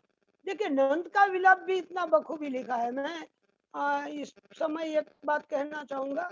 मैं चतुर्मास में, अभी चतुर्मास चल रहा है, चतुर्मास में मैं कई सन्यासियों को पढ़ाने जाता था, कई सालों तक कई संप्रदायों के सन्यासियों को पढ़ाने जाता था। तब जो युवा सन्यासी थे उनकी स्थिति भी थोड़ी थोड़ी ऐसी शुरुआत में होती मैंने देखी है। और हम लोग गुरुकुल में प्राध्यापक हैं, हमारे दयाभाई शास्त्री जी गुरुकुल चला रहे हैं। सारा का सारा वित्त व्यय और सेवा तो उन्हीं की है, लेकिन हम उनकी आज्ञा अनुसार सेवा करते हैं। लेकिन वहाँ जो प्राथमिक बच्चे होते हैं, जो पहली कक्षा में होते हैं, वे घर से आते हैं, तब बस इसी प्रकार उनका वात्सल्य भाव होता है घर के प्रति। नंद का अलग है। तो सन्यासियों का भी एक आश्रम से दूसरे आश्रम में जाना, और यहाँ ब्रह्मचारियों का जो हमारे यहाँ पढ़ने आते हैं तो वे भी सहमे सहमे रहते हैं, और कुछ उनकी स्थिति भी ये घर से अलग होने में ऐसी ही होती है, वो हमने देखी हुई है। और हो सकता है कि अश्वघोष जब ये लिख रहे हैं वो तो खुद युवान रहे होंगे और संन्यास्त हुए होंगे, तो इन सब स्थितियों से वे बराबर वाकिफ है। शायद लगता है कि उन्होंने खुद को ही इस महाकाव्य में प्रस्तुत किया हो, उनकी खुद की अनुभूति रही होगी, इसलिए उन्होंने इतना अच्छा चित्रण दिया, वरना एक सन्यासी कभी इतना अच्छा कैसे लिख सकता है। लेकिन उन्होंने ये बड़ी अच्छी बारीकता से नंद का विलाप लिखा है। भार्यागत रे वो मनोवितर्क जहरीयमाणा न ननंद नंदा, देखिए कितना शब्द अच्छा है, ननंद नंदा। नंद को भी अपनी पत्नी का इतना एक आकर्षण था, इतना लगाव था, इतना एक प्रबल स्मरण था, उसकी वजह से वह भी संन्यास में अपना दिल नहीं लगा पा रहा था। ध्यात्वा प्रियम चापमिवाच कर्षो, यहाँ एक अच्छी उपमा दी है, जैसे क्योंकि वह क्षत्रिय है, राजा है, शूरवीर भी है, तो यहाँ उसकी शूरवीरता भी देखी गई है। जैसे भास लिखते हैं कि रूपेण तो स्त्रियः कथ्यन्ते पराक्रमेण पुरुषाः। जब अभिमन्यु के बारे में कहा गया कि वह तो बड़ा अच्छा खूबसूरत लड़का है, तो क्या अभिमन्यु का रूप कहूं या पराक्रम कहूं? तब कहा गया है कि सौंदर्य या रूप की बात तो नायिकाओं की होती है, वीर पुरुषों के लिए तो शौर्य की बातें करनी चाहिए, अतः अभिमन्यु का शौर्य दिखाओ। तो यहाँ हमें सिर्फ ये जो चॉकलेटी हीरो है ऐसा नहीं है, बड़ा शूरवीर था, इसलिए कहा कि जैसे कोई शूरवीर धनुष की डोरी को खींचता है, उसी प्रकार जैसे धनुष की डोरी खींची जा रही हो या खींचती हो, उस प्रकार उसे सुंदरी अपनी ओर खींच रही थी। दीर्घम निश्वास विचिंत्य भार्यम नवग्रहो नागैवावरुद्ध। कोई जंगली हाथी हो और उसे पहली बार जब कोई अंकुश लगाता है और एक किसी कमरे में बंद कर देता है, तब उसे इतनी घुटन महसूस होती है। उस प्रकार नंद को अपना प्रासाद, अपनी सुंदरी पत्नी, इन सब के बगैर जैसे एक घुटन सी महसूस हो रही थी, और बुद्ध ने उस पर अंकुश लगा दिया था। तो जैसे कोई स्वतंत्र हाथी बंध जाने के बाद एक अस्वस्थता महसूस करता है, बस उसी प्रकार नंद भी बड़ा चिंतित हो रहा था। अद्यावगच्छामि सुदुष्करम ते चक्रु करिष्यन्ति च कुर्वते च। देखिए यहाँ कितने क्रियापद रखे हैं। त्यक्त्वा प्रिया मश्रुमुखिम तपो ये चेरु चरिष्यन्ति चरन्ति चैव। उसने कहा कितने लोग ऐसे रहे होंगे जिन्होंने अपनी बिलखती हुई पत्नियों को, जैसे गोपीचंद है, राजा भर्तृहरि है, कितने राजा हो गए होंगे, कितने सन्यासी हो गए होंगे जिन्होंने अपनी पत्नियों को रोते हुए छोड़ दिया। आज उस लिस्ट में मेरा भी नाम आ गया।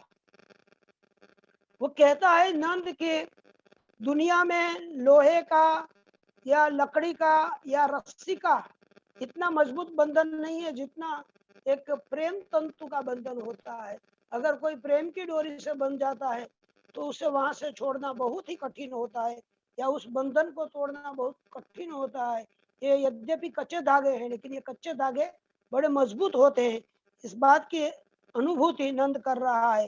प्रिया वियोगादिव चक्रवाक, जैसे कोई एक चक्रवाक अपनी चक्रवाकी की ये विरह में बिलखता है, बस उस प्रकार नंद सन्यासी होने के बावजूद वहाँ वह अस्वस्थ और स्मरण करता है।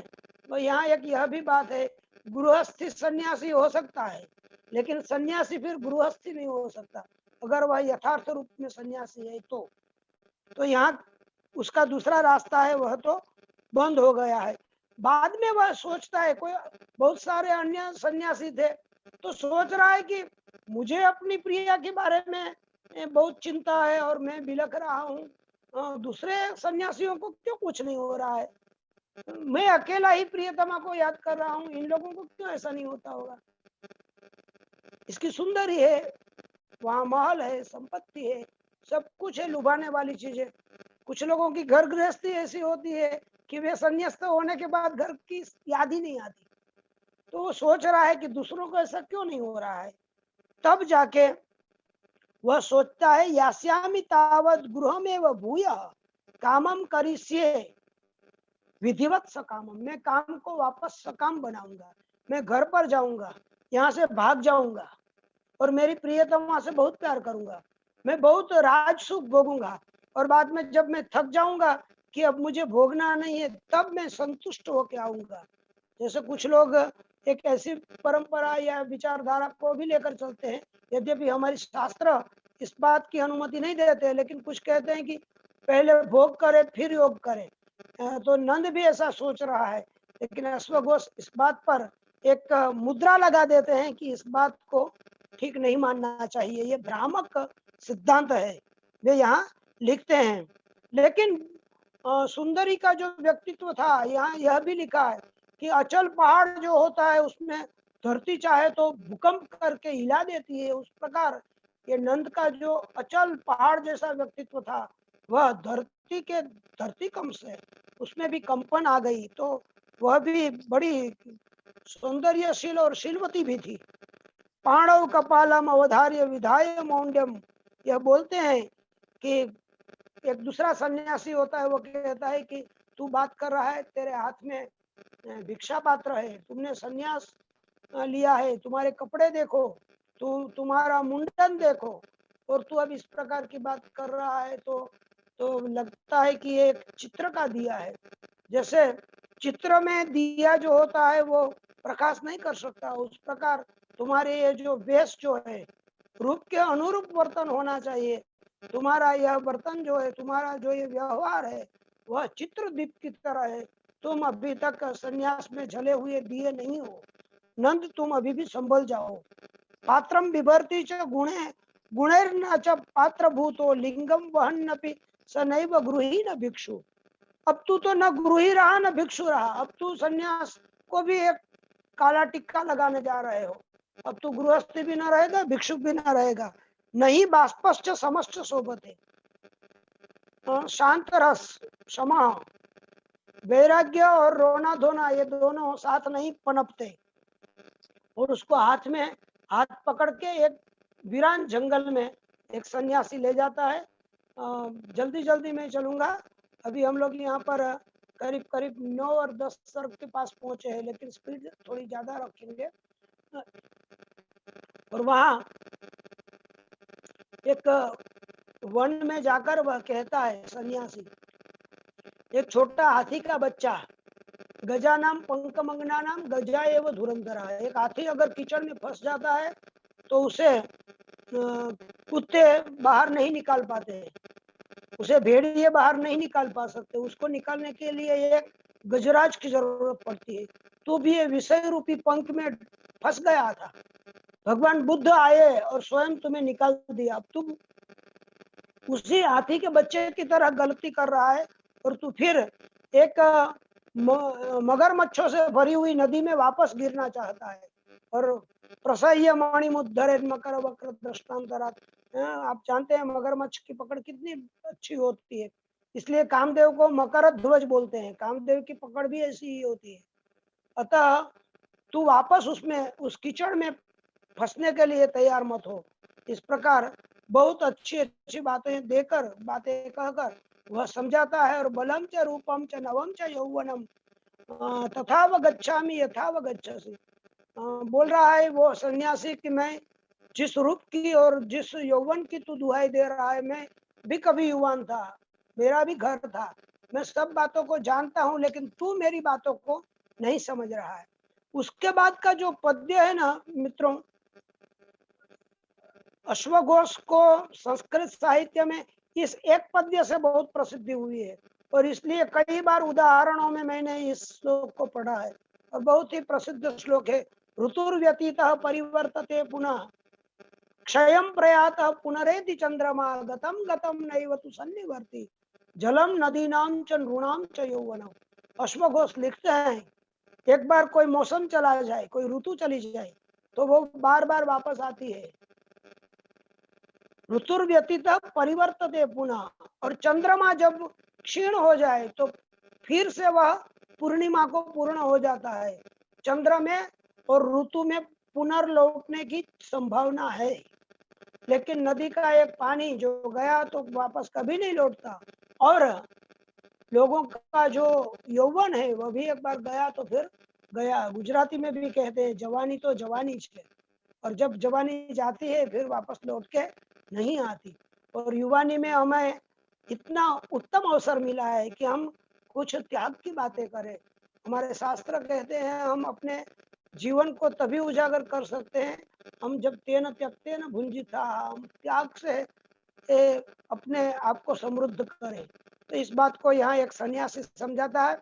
लेकिन फिर भी जब नंद नहीं मान रहा तब भगवान बुद्ध वापस वहां पर आते हैं, और बुद्ध भगवान नंद को लेकर आसमान की सैर करते हैं, और इतना अच्छा अश्वघोष वहां पर चित्र देते हैं जैसे दो कोई चक्रवाक पंछी, दो भाई चक्रवाक एक साथ उड़ान भर रहे हैं, वैसे कसाई वस्त्रों में दोनों भाई आसमान में उड़ रहे हैं। और देखिए अभी एक बुद्ध भगवान गुरु है, गंभीर है, लेकिन एक फ्रेंडली व्यवहार करते हैं, और दोस्त हो उस प्रकार व्यवहार करते हैं। यहाँ महाकवि ऐसा भी लिखते हैं कि बुद्ध भगवान जो बातें कर रहे हैं उसको आप ऐसा ही समझिए जैसे कोई बर्तन होता है। वो बर्तन जैसे बहनों को भी पता होगा कि जब घी वाला या तेल वाला अगर बर्तन स्निग्ध हो, वासनापूर्ण हो, तो हम वहां मिट्टी डालते हैं, रेत डालते हैं, फिर घिसते हैं। तो हमारा तात्पर्य यह नहीं होता कि बर्तन को मलिन करना है, लेकिन बर्तन को स्वच्छ करने के लिए धूल की जरूरत पड़ती है। उस प्रकार या कभी कभार क्या होता है कि पेट के अंदर से सब कुछ बाहर निकालने के लिए हम ज्यादा से ज्यादा खिलाते हैं तो फिर उसका वमन हो जाए। इसलिए भोग को निकालने के लिए बुद्ध भगवान उसको वापस भोग की ओर ले जा रहे हैं। क्यों ले जा रहे हैं? तो उसको खत्म करना है, जड़ मूल से निकालना है। तो वे वहां जाते हैं, इंद्र के वन में घुमाते हैं, सारी की सारी ऋतुओं का एक अच्छा चित्र यहाँ पर महाकवि देते हैं। महाकाव्यों में जैसे ऋतु वर्णन अनिवार्य होते हैं उस प्रकार बड़ा अच्छा वर्णन है वहां पर।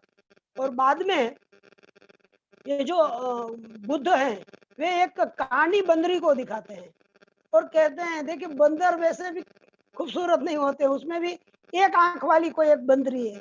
उसको कहते हैं कि अरे नंद देख जरा वो बंदरी जो बैठी है, मृगी, मृगी यानी बंदरी, शाखा मृग, तो बंदरी जो बैठी है वो कैसी अच्छी है, तुम्हें लगता है तू जिस लड़की की बात कर रहा है सुंदरी सुंदरी, क्या तुम्हारी सुंदरी इस बंदरी जैसी है? तो वो हंसने लगता है, अरे भाई, अरे गुरुजी, आप मेरी पत्नी को इस बंदरी के साथ तोल रहे हैं, कहाँ यह बंदरी और कहाँ मेरी पत्नी या आपकी पुत्रवधू, आपकी अनुज वधू कहाँ? तब वापस वह कहता है कि अच्छी बात है। और फिर बुद्ध आगे एक अप्सराओं के एरिया में ले जाते हैं जहाँ अप्सराएं स्नान कर रही थी और अपनी श्रृंगार लीला कर रही थी। तब उसमें से एक उत्तम अप्सरा को चुनकर बुद्ध कहते हैं कि देखो क्या तुम्हारी सुंदरी इस अप्सरा जैसी दिख रही है? तब नंद कहता है नहीं, इतनी अच्छी तो सुंदरी नहीं है, इस अप्सरा को देखता हूं तो मुझे मेरी सुंदरी बंदरी जैसी दिखती है। तो बोलते हैं कि बहुवल्लभः राजा न श्रूयन्ते, राजाओं को तो बहुत सारी रानियों की लालसा होती है। तो बुद्ध कहते हैं कि क्या तुम्हें अगर ऐसी कोई अप्सरा मैं दे दूं तो क्या तू शादी करना चाहेगा? तब कहते हैं हाँ, अगर ऐसी कोई मिल जाए तो मैं तैयार हूँ, ये अच्छी बात है, आपने तो बहुत अच्छी बात कही है। तब वहां जाके वे कहते हैं कि इसको पाने के लिए कोई धन दौलत या रूप या इन चीजों से अप्सराएं नहीं मिलती। तुम्हें पता है जब हम कड़ी तपश्चर्या करते हैं तब तपोभंग के लिए जैसे विश्वामित्र के पास मेनका आई थी, उस प्रकार जैसे समंदर के पास नदियां दौड़ती चली आती है, समंदर कहीं नहीं जाता क्योंकि उसे रत्नाकर बनना पड़ता है। तुम्हारे पास भी अगर तपह रत्न होगा तो तू तपश्चर्या कर, और तपश्चर्या करेगा तो ये अप्सराएं तुम्हारे पास शरण में आ जाएंगी।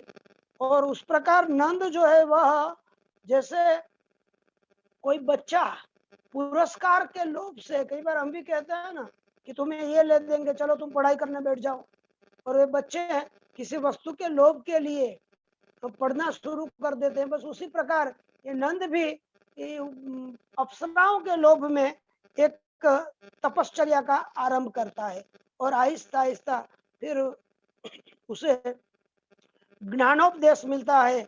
और आगे मुझे पता है वक्त बहुत ही कम है, 14 सर्ग पर डायरेक्ट चले जाते हैं। विषय इंद्रिय ग्रामो न तृप्तिम अधिगच्छति अजस्रम पूर्यमाणोपि समुद्र सलिलैरिव। यहाँ कहा गया है जैसे समंदर में कितनी भी नदियां चली जाए फिर भी उसकी संतुष्टि नहीं होती, उस प्रकार दुनिया में कितने भी भोग आ जाए फिर भी इंसानों को तुष्टि नहीं होती। इस बात का नंद को ख्याल आने लगता है आहिस्ता आहिस्ता। फिर वहाँ आर्य सत्य जो है, जो यथार्थ सत्य है, उन यथार्थ सत्यों से नंद जो है वह वाकिफ होता है।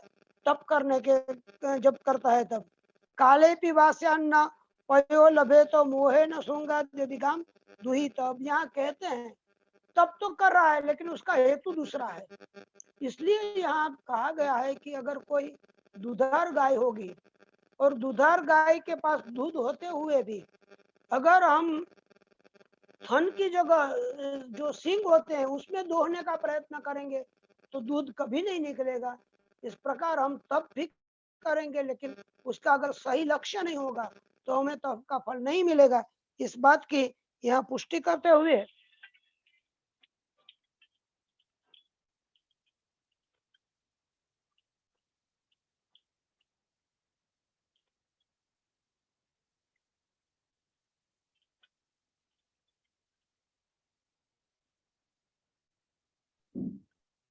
तो पुष्टि करते हुए यहाँ लिखते हैं न में प्रियम।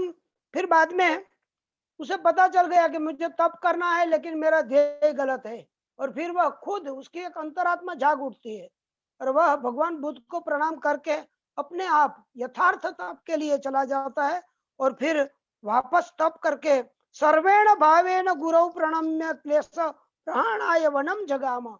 और बाद में वह नंद किसी को भी साथ में लिए हुए अकेला अपने आप तप करने चला जाते हैं। और बाद में जब लौटता है न मे प्रियम किंचन प्रियम न मे प्रियम किंचन ना प्रियम में न मेनुरोधोस्ति कुतो विरोध तयोर सुखितोस्मि सद्यो हिमातपाभ्याम इव विप्रयुक्त। और आकर भगवान बुद्ध से कहता है कि अब मैं जो आया हूं तो अब मेरे अंदर कोई तृष्णा का भाव नहीं रहा है। जैसे मैं ठंड ताप इन सब भावों से विमुक्त हो गया हूँ और आज मैं आपके सामने खड़ा हूँ। मैं एक सच शिष्य के रूप में आपके सामने खड़ा हूँ। मैं निर्विकारी हो गया हूँ। अथो द्विजो बाल वेद 18वां अंतिम सर्ग है। यहाँ अश्वघोष लिखते हैं और बड़ी अच्छी यहाँ पर इन्होंने मालोपमा का प्रयोग किया है। अथ द्विजो बाल वेद क्षिप्रम वणिक प्राप्त लाभ जित्वा स राजन्य इवारी सैन्यम नंद कृतार्थो गुरु मभ्यगच्छत। तीनों वर्णों का भी यहाँ उल्लेख है। कहता है जैसे ब्राह्मण का कोई बच्चा हो, कोई विद्यार्थी हो, कोई ब्रह्मचारी हो और जो वेद विद्या को पढ़ ले तो कितना प्रसन्न हो जाता है। यहाँ यह भी लिखा है कि बच्चों को, विद्यार्थियों को इसी बात की प्रसन्नता होनी चाहिए कि अगर वे अच्छी तरह पढ़े, उनके लिए सुख सिर्फ विद्या है। फिर कहा कोई व्यापारी होता है, उससे जैसे कोई व्यापार में बड़ा लाभ मिल जाता है, शेयर बाजार ऊपर चला जाए और कितना वह प्रसन्न हो जाता है, उस प्रकार वह नंद प्रसन्न था। और कोई राजा एक सैन्य पर विजय पाकर जब अन्य राज्यों को जीत कर लौटता है तब जितना प्रसन्न होता है, उस प्रकार नंद भी गुरु के सामने आया तब इतना प्रसन्न था क्योंकि वह अपने तप में, अपनी तपश्चर्या में वह बड़ा ही अच्छा कठोर तप करके सफल होकर लौटा था। दृष्टम सुखम ज्ञान समाप्ति काले गुरु ही शिष्य गुरुश्च शिष्य। यहाँ गुरु शिष्य की बात करते हैं कि गुरु कब प्रसन्न होता है? जब वह अपने शिष्य को संपूर्ण विद्यावान देखता है तब। और शिष्य कब प्रसन्न होता है? जब वह संपूर्ण पढ़ लेता है तब गुरु को देखता है तो प्रसन्न होता है। यहाँ पर गुरुओं की प्रसन्नता छात्रों की पढ़ाई में छिपी हुई होती है, और छात्रों की ये जो प्रसन्नता है वो गुरु की प्रसन्नता में छिपी हुई होती है। इस प्रकार आज नंद भी खुश है, और भगवान बुद्ध नंद को संन्यास्त देख के बहुत ही प्रसन्न है। दृष्टम सुखम, वो यहाँ पर कहते हैं तवास्मि गाम साधु निपिय तृप्त तृषैव गाम उत्तम वत्स वर्ण। भगवान कहते हैं तुम्हारी इस बात को सुन के मैं बड़ा प्रसन्न हुआ। और यहाँ एक बड़ी अच्छी उपमा देते हैं, हेमो महास्तंभ इवा बभासे। आजकल हम देखते हैं बच्चे जब होते हैं वो गुरुजनों को प्रणाम तो करते हैं, लेकिन जब पदासीन हो जाते हैं तो प्रणाम करने में हिचकिचाते हैं, थोड़ी शर्म महसूस करते हैं, ऐसे प्रणाम करते हैं, या कुछ लोग सिर्फ ऐसे मुंह झुकाते हैं, या कुछ नमस्ते ऐसा बोल देते हैं। ठीक नहीं है। नंद भी राजा है और बुद्ध भी कभी राजा थे, लेकिन यहाँ लिखा है जैसे कोई फूल से भरा हुआ एक वृक्ष है, अशोक वृक्ष, और वो जैसे पूरा का पूरा गिर जाता है, उस प्रकार पवन आने से जैसे पेड़ उखड़ कर गिर जाता है, उस प्रकार नंद आकर भगवान के चरणों में गिर गया। और भगवान कहते हैं और हेमो महास्तंभ, फिर कहा कि कोई प्रतप्त सोने का कोई खंभा हो और वो खंभा पूरा गिर जाए। हमारे यहाँ दंडवत नमस्कार कहते हैं। हाँ, पूरा का पूरा अष्टांग नमस्कार करके वह नंद जो है वह गिर गया भगवान के चरणों में। और उत्तिष्ठ धर्म स्थित शिष्य जुष्टे किम पादय और मैं पतितो से बुर्दना। भगवान कहते हैं कि तू मेरे पाँव में क्यों पड़ा है, अभी तो तुम्हारा पतन अब पूरा हो गया, अब तू उठ और अभ्यर्चनम में न तथा प्रणामो।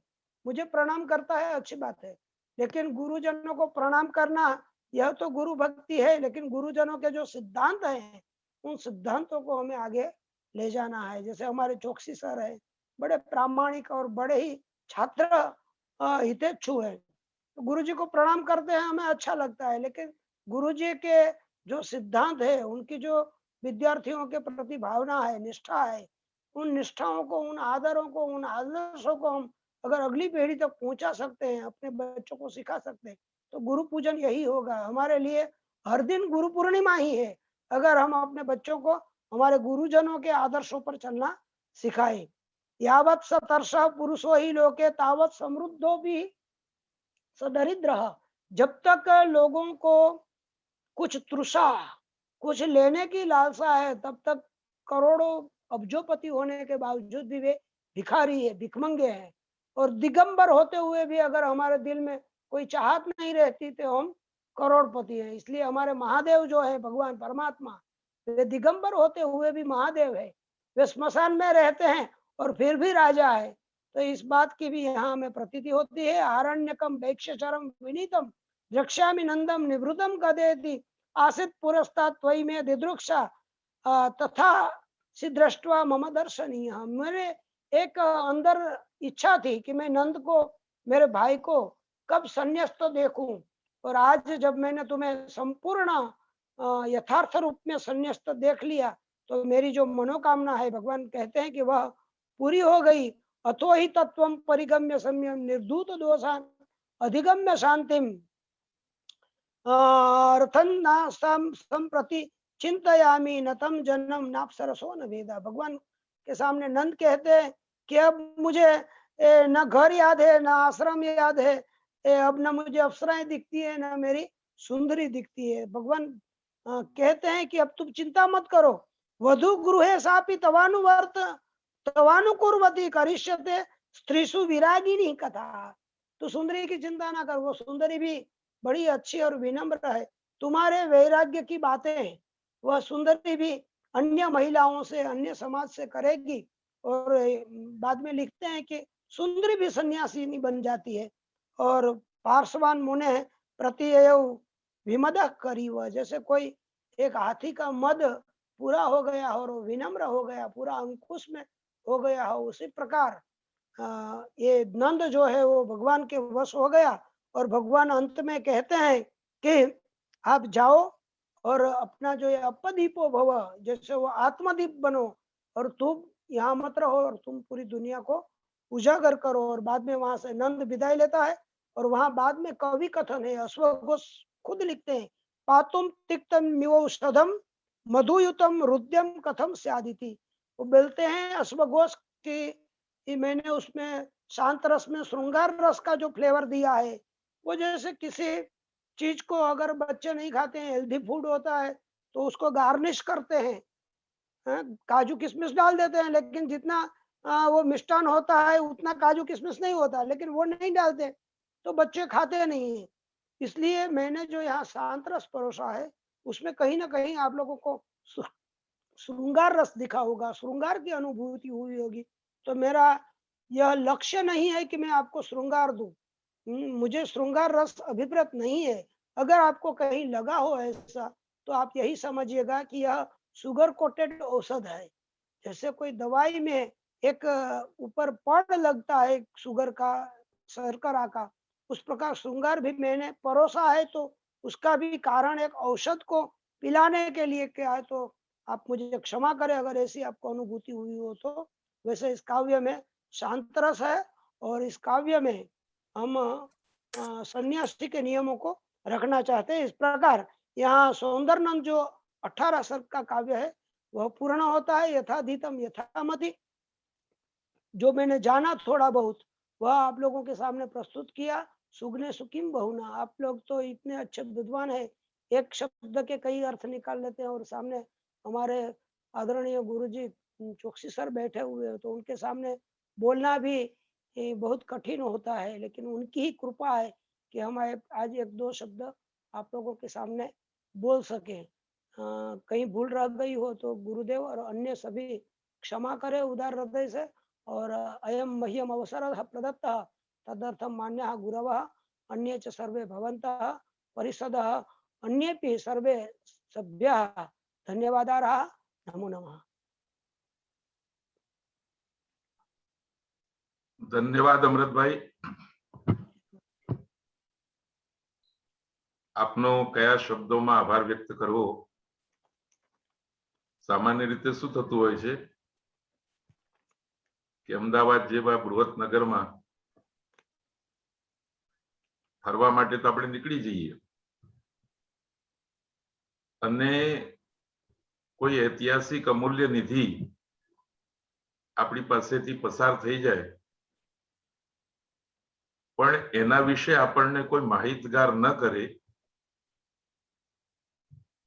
તો બીજા ભવનોની જેમ આ પણ એક ભવન હતું એમ માનીને જ આપણે આગળ વધી જઈએ. એવી જ રીતે આપે આ મહાકાવ્યના નગરની અંદર જે બહુમૂલ્ય વિચારો રૂપી ભવનો, સુંદર ભવનો મહાકવિ અશ્વઘોષે ઉભા કર્યા છે, એનો મહિમા, એનું અભિજ્ઞાન અમને કરાવ્યું. અને કેવી સુંદર વાતો છે. આવો વિચાર ક્યારે અમને આવ્યો નહોતો. આજે આ બોલતા હતા ત્યારે કે પ્રત્યેક ગુરુ ઈચ્છે છે કે મારો વિદ્યાર્થી મને સાષ્ટાંગ દંડવત કરે, પણ સાષ્ટાંગ દંડવત કરનાર શિષ્યને ઉભા કરવાનું કામ પણ ગુરુનું જ છે. ગુરુ તરીકે આપણા મનની કામના શિષ્ય પૂરી કરે છે. એ દંડવત આપણી સામે થાય છે. હવે એને ઉભો કરવાનું આપણે ચૂકી જઈએ તો ગુરુ તરીકેની આપણી નિષ્ફળતા છે. આમ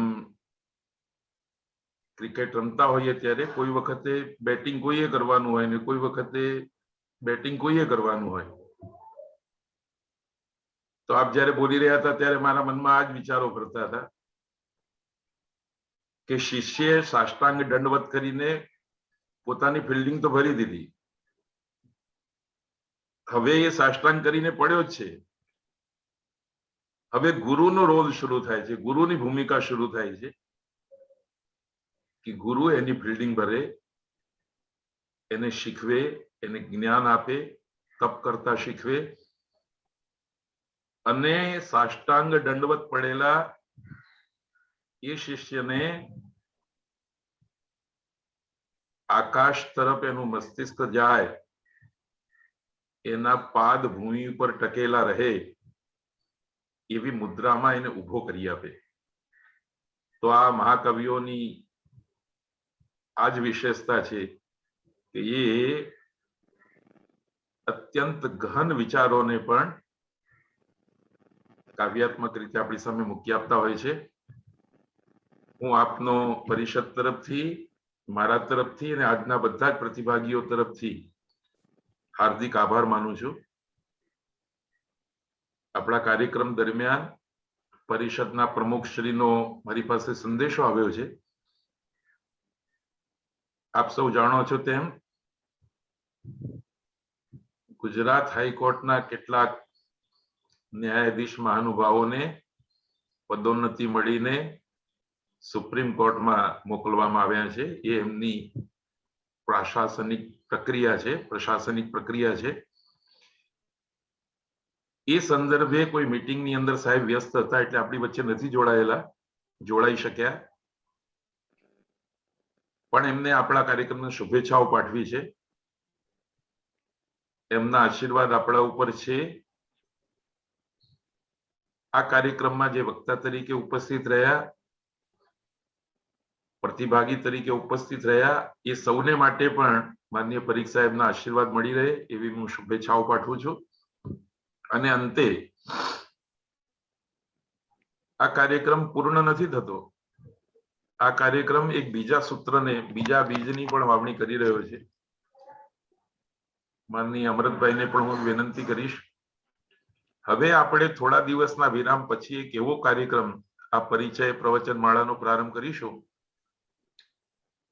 કે પ્રત્યેક સંસ્કૃત વિદ્યાલયના, સંસ્કૃત મહાવિદ્યાલયના અને કોલેજોના શિષ્ય ગણોમાંથી બે શિષ્ય રત્નોને આપણે અવસર આપીશું કે તેઓ એમની ઈચ્છાથી સંસ્કૃતની કોઈ કૃતિનો પરિચય કરાવે. તો એ બાને વિદ્યાર્થીઓનો બી સ્વાધ્યાય થશે અને આપણને બી યશ મળશે. ફરી પાછા બહુ ઝડપથી આપણે આ પ્રકારના એક સત્રને, દીર્ઘકાળ સત્ર તો નથી પણ છતાં બી બાળ ભાષામાં કહીએ તો એ દીર્ઘ સત્ર છે. 49મું વ્યાખ્યાન પૂરું થયું છે. આવા દીર્ઘ સત્ર સાથે આપણે ઉપસ્થિત રહીશું. આજે આપ સૌ ઉપસ્થિત રહ્યા, સૌ પ્રતિભાગીઓનો બી હું આભાર માનું છું. અને છેલ્લે એ સૂચના પણ હું આપવાનો ઉપક્રમ રાખું છું કે આ જે 49 વ્યાખ્યાનો થયા છે એ દરેક વ્યાખ્યાનનું સુંદર વિવરણ પાવી જેતપુરની કોલેજના વિદ્યાર્થીઓએ પ્રોફેસર રાજેશભાઈ કગરાણાના નેતૃત્વમાં જેવું વ્યાખ્યાન પૂરું થાય અને અડધા પોણા કલાક પછી એ વિવરણ સૌને ઉપલબ્ધ થાય એવો એક સરસ ઉપક્રમ બી કર્યો છે. અમે એ પ્રયત્ન બી કરીશું કે પરિચય પ્રવચન માળાના આ વિદ્યાર્થીઓએ તૈયાર કરેલા વિવરણને એકીકૃત કરીને, થોડા સંપાદિત કરીને એ વિદ્યાર્થીઓના નામ સ્મરણ સાથે અને પ્રોફેસર રાજેશ કગરાણાના નેતૃત્વમાં થયેલા એ કાર્યના સ્મરણ સાથે આપણે સામીપ્યનો એક અંક બી કરીશું. એ માટે માનનીય પરીખ સાહેબની બી આપણે અનુજ્ઞા લઈશું. આપણા પ્રધાનમંત્રી પ્રોફેસર વાસુદેવ પાઠક સાહેબની બી અનુજ્ઞા લઈશું. ગીતાબેન, મહેશભાઈ, આ બધા તો આપણી સાથે છે જ. તો એ પણ લેખિત રૂપે સામંજસ્યનો અંક થાય એવો આપણે પ્રયત્ન કરીશું. અંતે હું બલભદ્રજીને પ્રાર્થના કરીશ કે શાંતિ પાઠ કરે અને આજનું આ સત્ર આપણે પૂરું કરીશું. હવે પછી આપણે બીજા સત્રમાં એકત્રિત થઈશું. એ માટેની લિંક અને કાર્યક્રમ આપને થોડા વખત પછી મોકલી દેવામાં આવશે. સૌનો ધન્યવાદ, સૌનો આભાર. માનનીય બલભદ્રજી, શાંતિ પાઠ.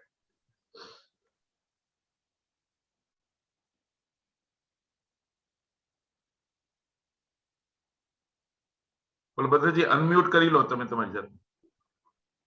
पृथिवी शान्तिराप शान्तिरोषधयः शान्तिः वनस्पतयः शान्तिर्विश्वे देवा शान्तिर्ब्रह्म शान्ति सर्वं शान्ति शान्तिरेव शान्ति सामा शान्तिरेधि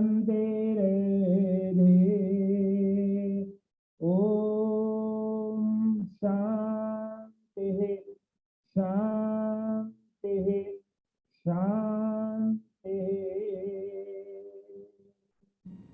धन्यवाद. ધન્યવાદ બલભદ્રજી. અમૃતભાઈ આપનો બી ધન્યવાદ છે, વિક્રમભાઈનો બી ધન્યવાદ છે. સૌનો ધન્યવાદ. પુનર્દર્શનાય સાથે આજનો આ કાર્યક્રમ પૂરો કરીએ છીએ. ધન્યવાદ. आपने पण नमस्कार गुरुदेव. હા, નમસ્કાર. राम राम आपने भी.